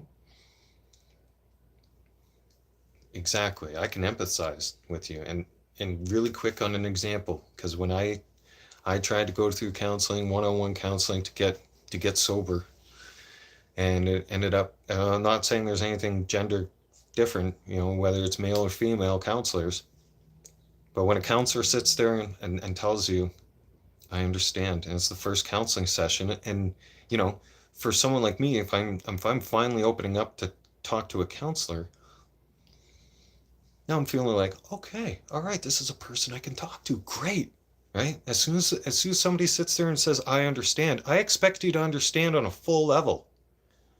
Right? When you say you understand, I'm thinking, great. You understand me on my level. So when I ask the tough question, great. So you've overcome drinking before, you've overcome this addiction, right?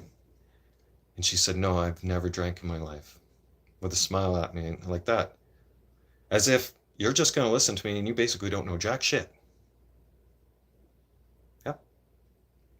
As soon as that comment came out of her mouth, we were done. I said, conversation over. I'm out of here. Yep. We're not talking. Why? You're not qualified for your job. I just said it to her like that. I gave her the business. That was it. Yep. That was in 2019. Right? Found a different group, was able to get sober and stay on that path up until COVID. Right?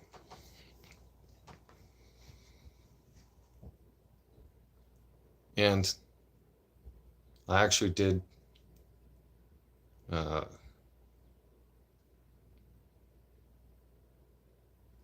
hockey game. I didn't really count that as a slip up, because I really didn't relapse, but I did touch alcohol for that game.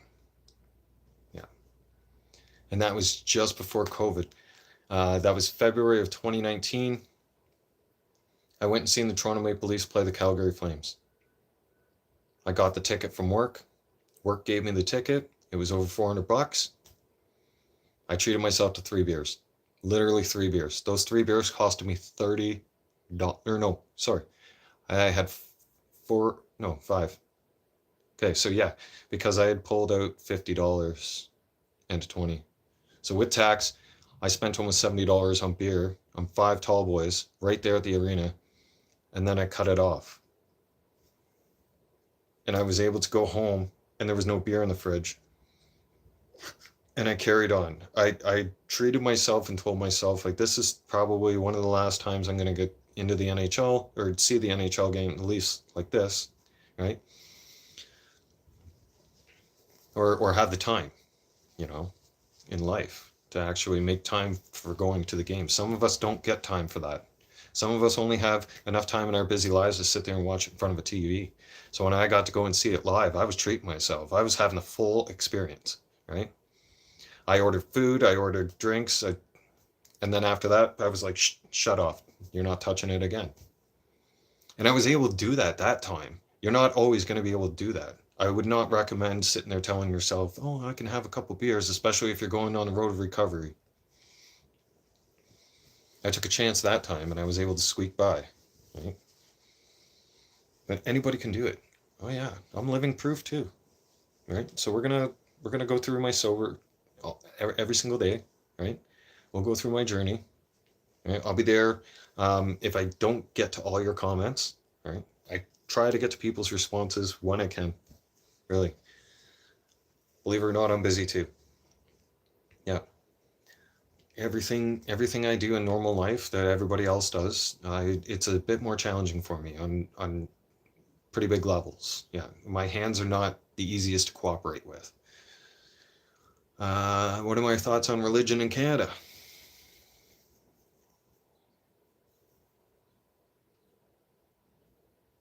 I'm Christian. I got God in my heart. I believe religion's important in life. Okay. It puts you on a better path than not having any kind of religion in your life. Right. I'm not going to knock anybody's religion or your sexual preference. That's your business. My advice to everybody, though, if you don't have some kind of faith, then get some. But yeah, I would tend to agree with you. My position, Connolly, personally, is Jesus is the way. Jesus has always been the way. That's why we're able to go and get forgiveness for our sins. And believe it or not, I've heard some people say to me like, oh, I pray for a couple hours every day, as if it's some kind of accomplishment. Well, that's great, but I don't go around bragging about how long I'm praying for, right? I will love hockey till the day I die, Parker. Yeah, hockey runs through my blood. Literally. Uh, when you pray and you're talking to God, you can have as many prayers as you want. You can talk to God all you want. I talk to God so much. I do. I think I must be annoying him at some point. I mean, some days I think he's probably going, oh God, what does he want now? What does he want to talk about now? Right? But you have an amazing weekend, Nick, and yeah, I'm out of here. If I don't stop talking now, I'm gonna be. It's been 3 hours and 17 minutes. You think I would have cut this off at 1 hour? Nope. Nope. I lose track of time and I go blah blah blah blah blah blah blah blah blah. Yeah. And it's kept me sober for the last 3 hours and 18 minutes. I look at it that way. Yeah. I had a positive 3 hours and 18 minutes in my day where I kept alcohol out of my life. And remind myself that and carry on. Gonna go make dinner. Gonna go catch up on some people's YouTube channels. Say hi. And probably gonna rock some hockey. Yeah. I'm gonna get the PlayStation fired up probably after dinner and see if I can't live stream from PlayStation again. Hopefully those privileges are back soon. If not, I'm still online on PSN, so I'll still probably rock a game of hockey if those are rocking NHL 24 on PS4. I'll be on there. Or if you play GTA 5 on the PS4, yeah, you'll see me in GTA for sure. Yeah, I'm a bit of a GTA slut. Yeah, or horror, whatever you want to call it. I live in GTA. Yeah, I love that world. Yeah, it's pretty impressive how that is literally well, Fortnite I think tries to come close to it. I never really got into Fortnite, but yeah, GTA is pretty much the only game that's very unique the way it is. That allows you to pretty much do anything and everything that you can do in the real life environment into a video game environment. Yeah. there's still some things though in GTA 5 or GTA San Andreas that we were able to do that you can't do in GTA 5. One quick one. I think is it yeah, Cluck and Bell or any of the fast food burger joints, Burger Shot, stuff like that. You could go into the Burger Shot and you could order the fast food and it would give you health back, right? But if you kept ordering too much fast food and kept eating too much, then eventually CJ would puke, right? Just little features like that. I'm out of here, everybody. Later.